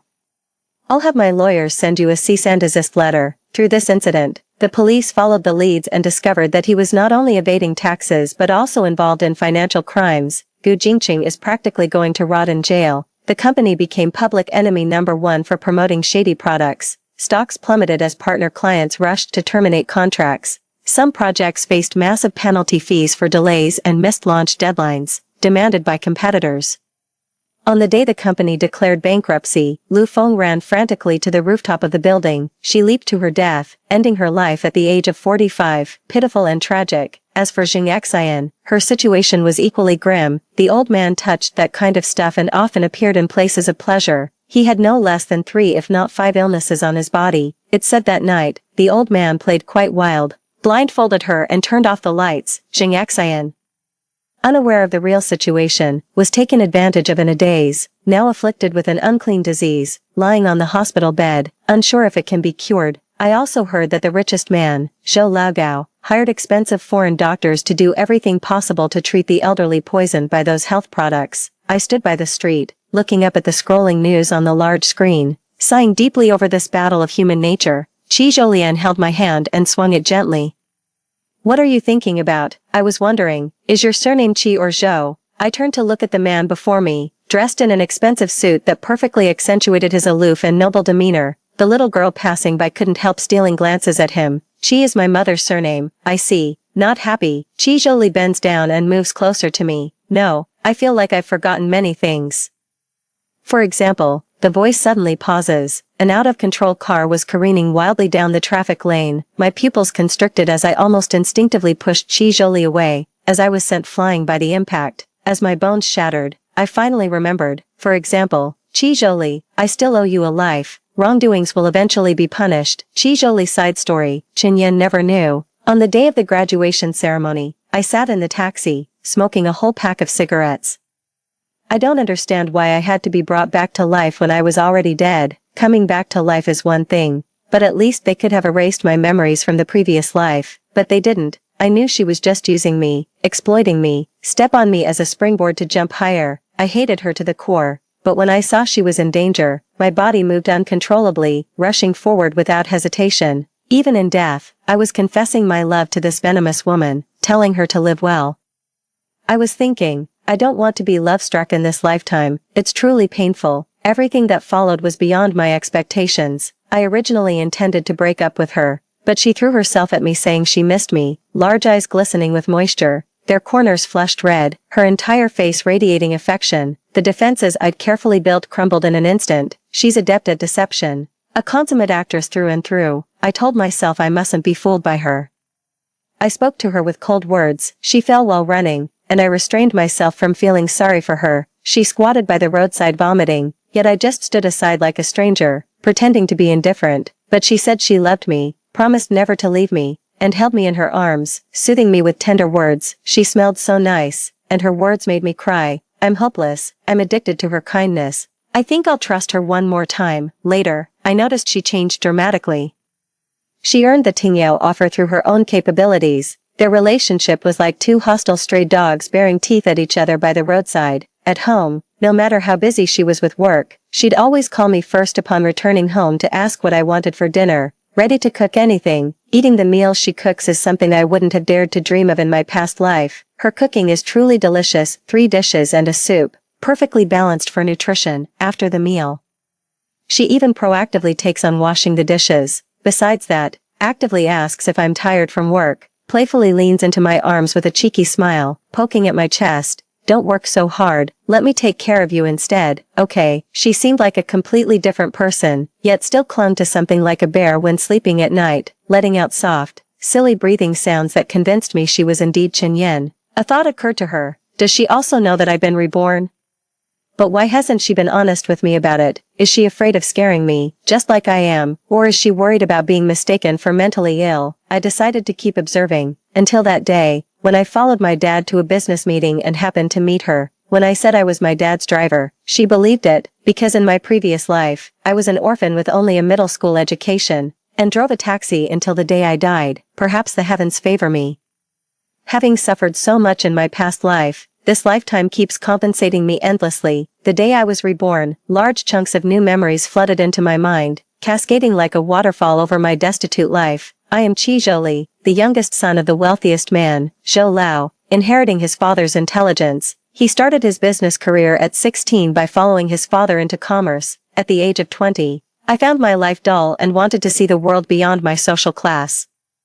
I wanted to understand the disparities in the world and experience the hardships of life, so I took up driving a taxi part-time, a small green car, rain or shine, shuttling through every corner of City F. I encountered all sorts of people and carried countless heartwarming stories. Disabled elders, children with dementia, single mothers. They will ask me, Master, is the meter fare expensive? Will 10 kilometers cost 10 yuan? I tap my hand on the steering wheel, smiling at them through the rearview mirror. Exactly 10 yuan. Encountering Chen Yan, the same scene as in my past life. It was the day she took the college entrance exam. Time was running out, yet she sat in the passenger seat, steady as a mountain. I was even more anxious than her. The college entrance exam is the first major milestone in your life. How could you oversleep? Can't you take your life more seriously? She turned to look at me with youthful brows and eyes, a face pure as snow, and an unbelievably thin frame. Even her voice sounded weak and trembling. Sir, my parents died in a car accident yesterday. I stayed with them at the hospital all night. To this day, I'm still not sure what it was about her that attracted me.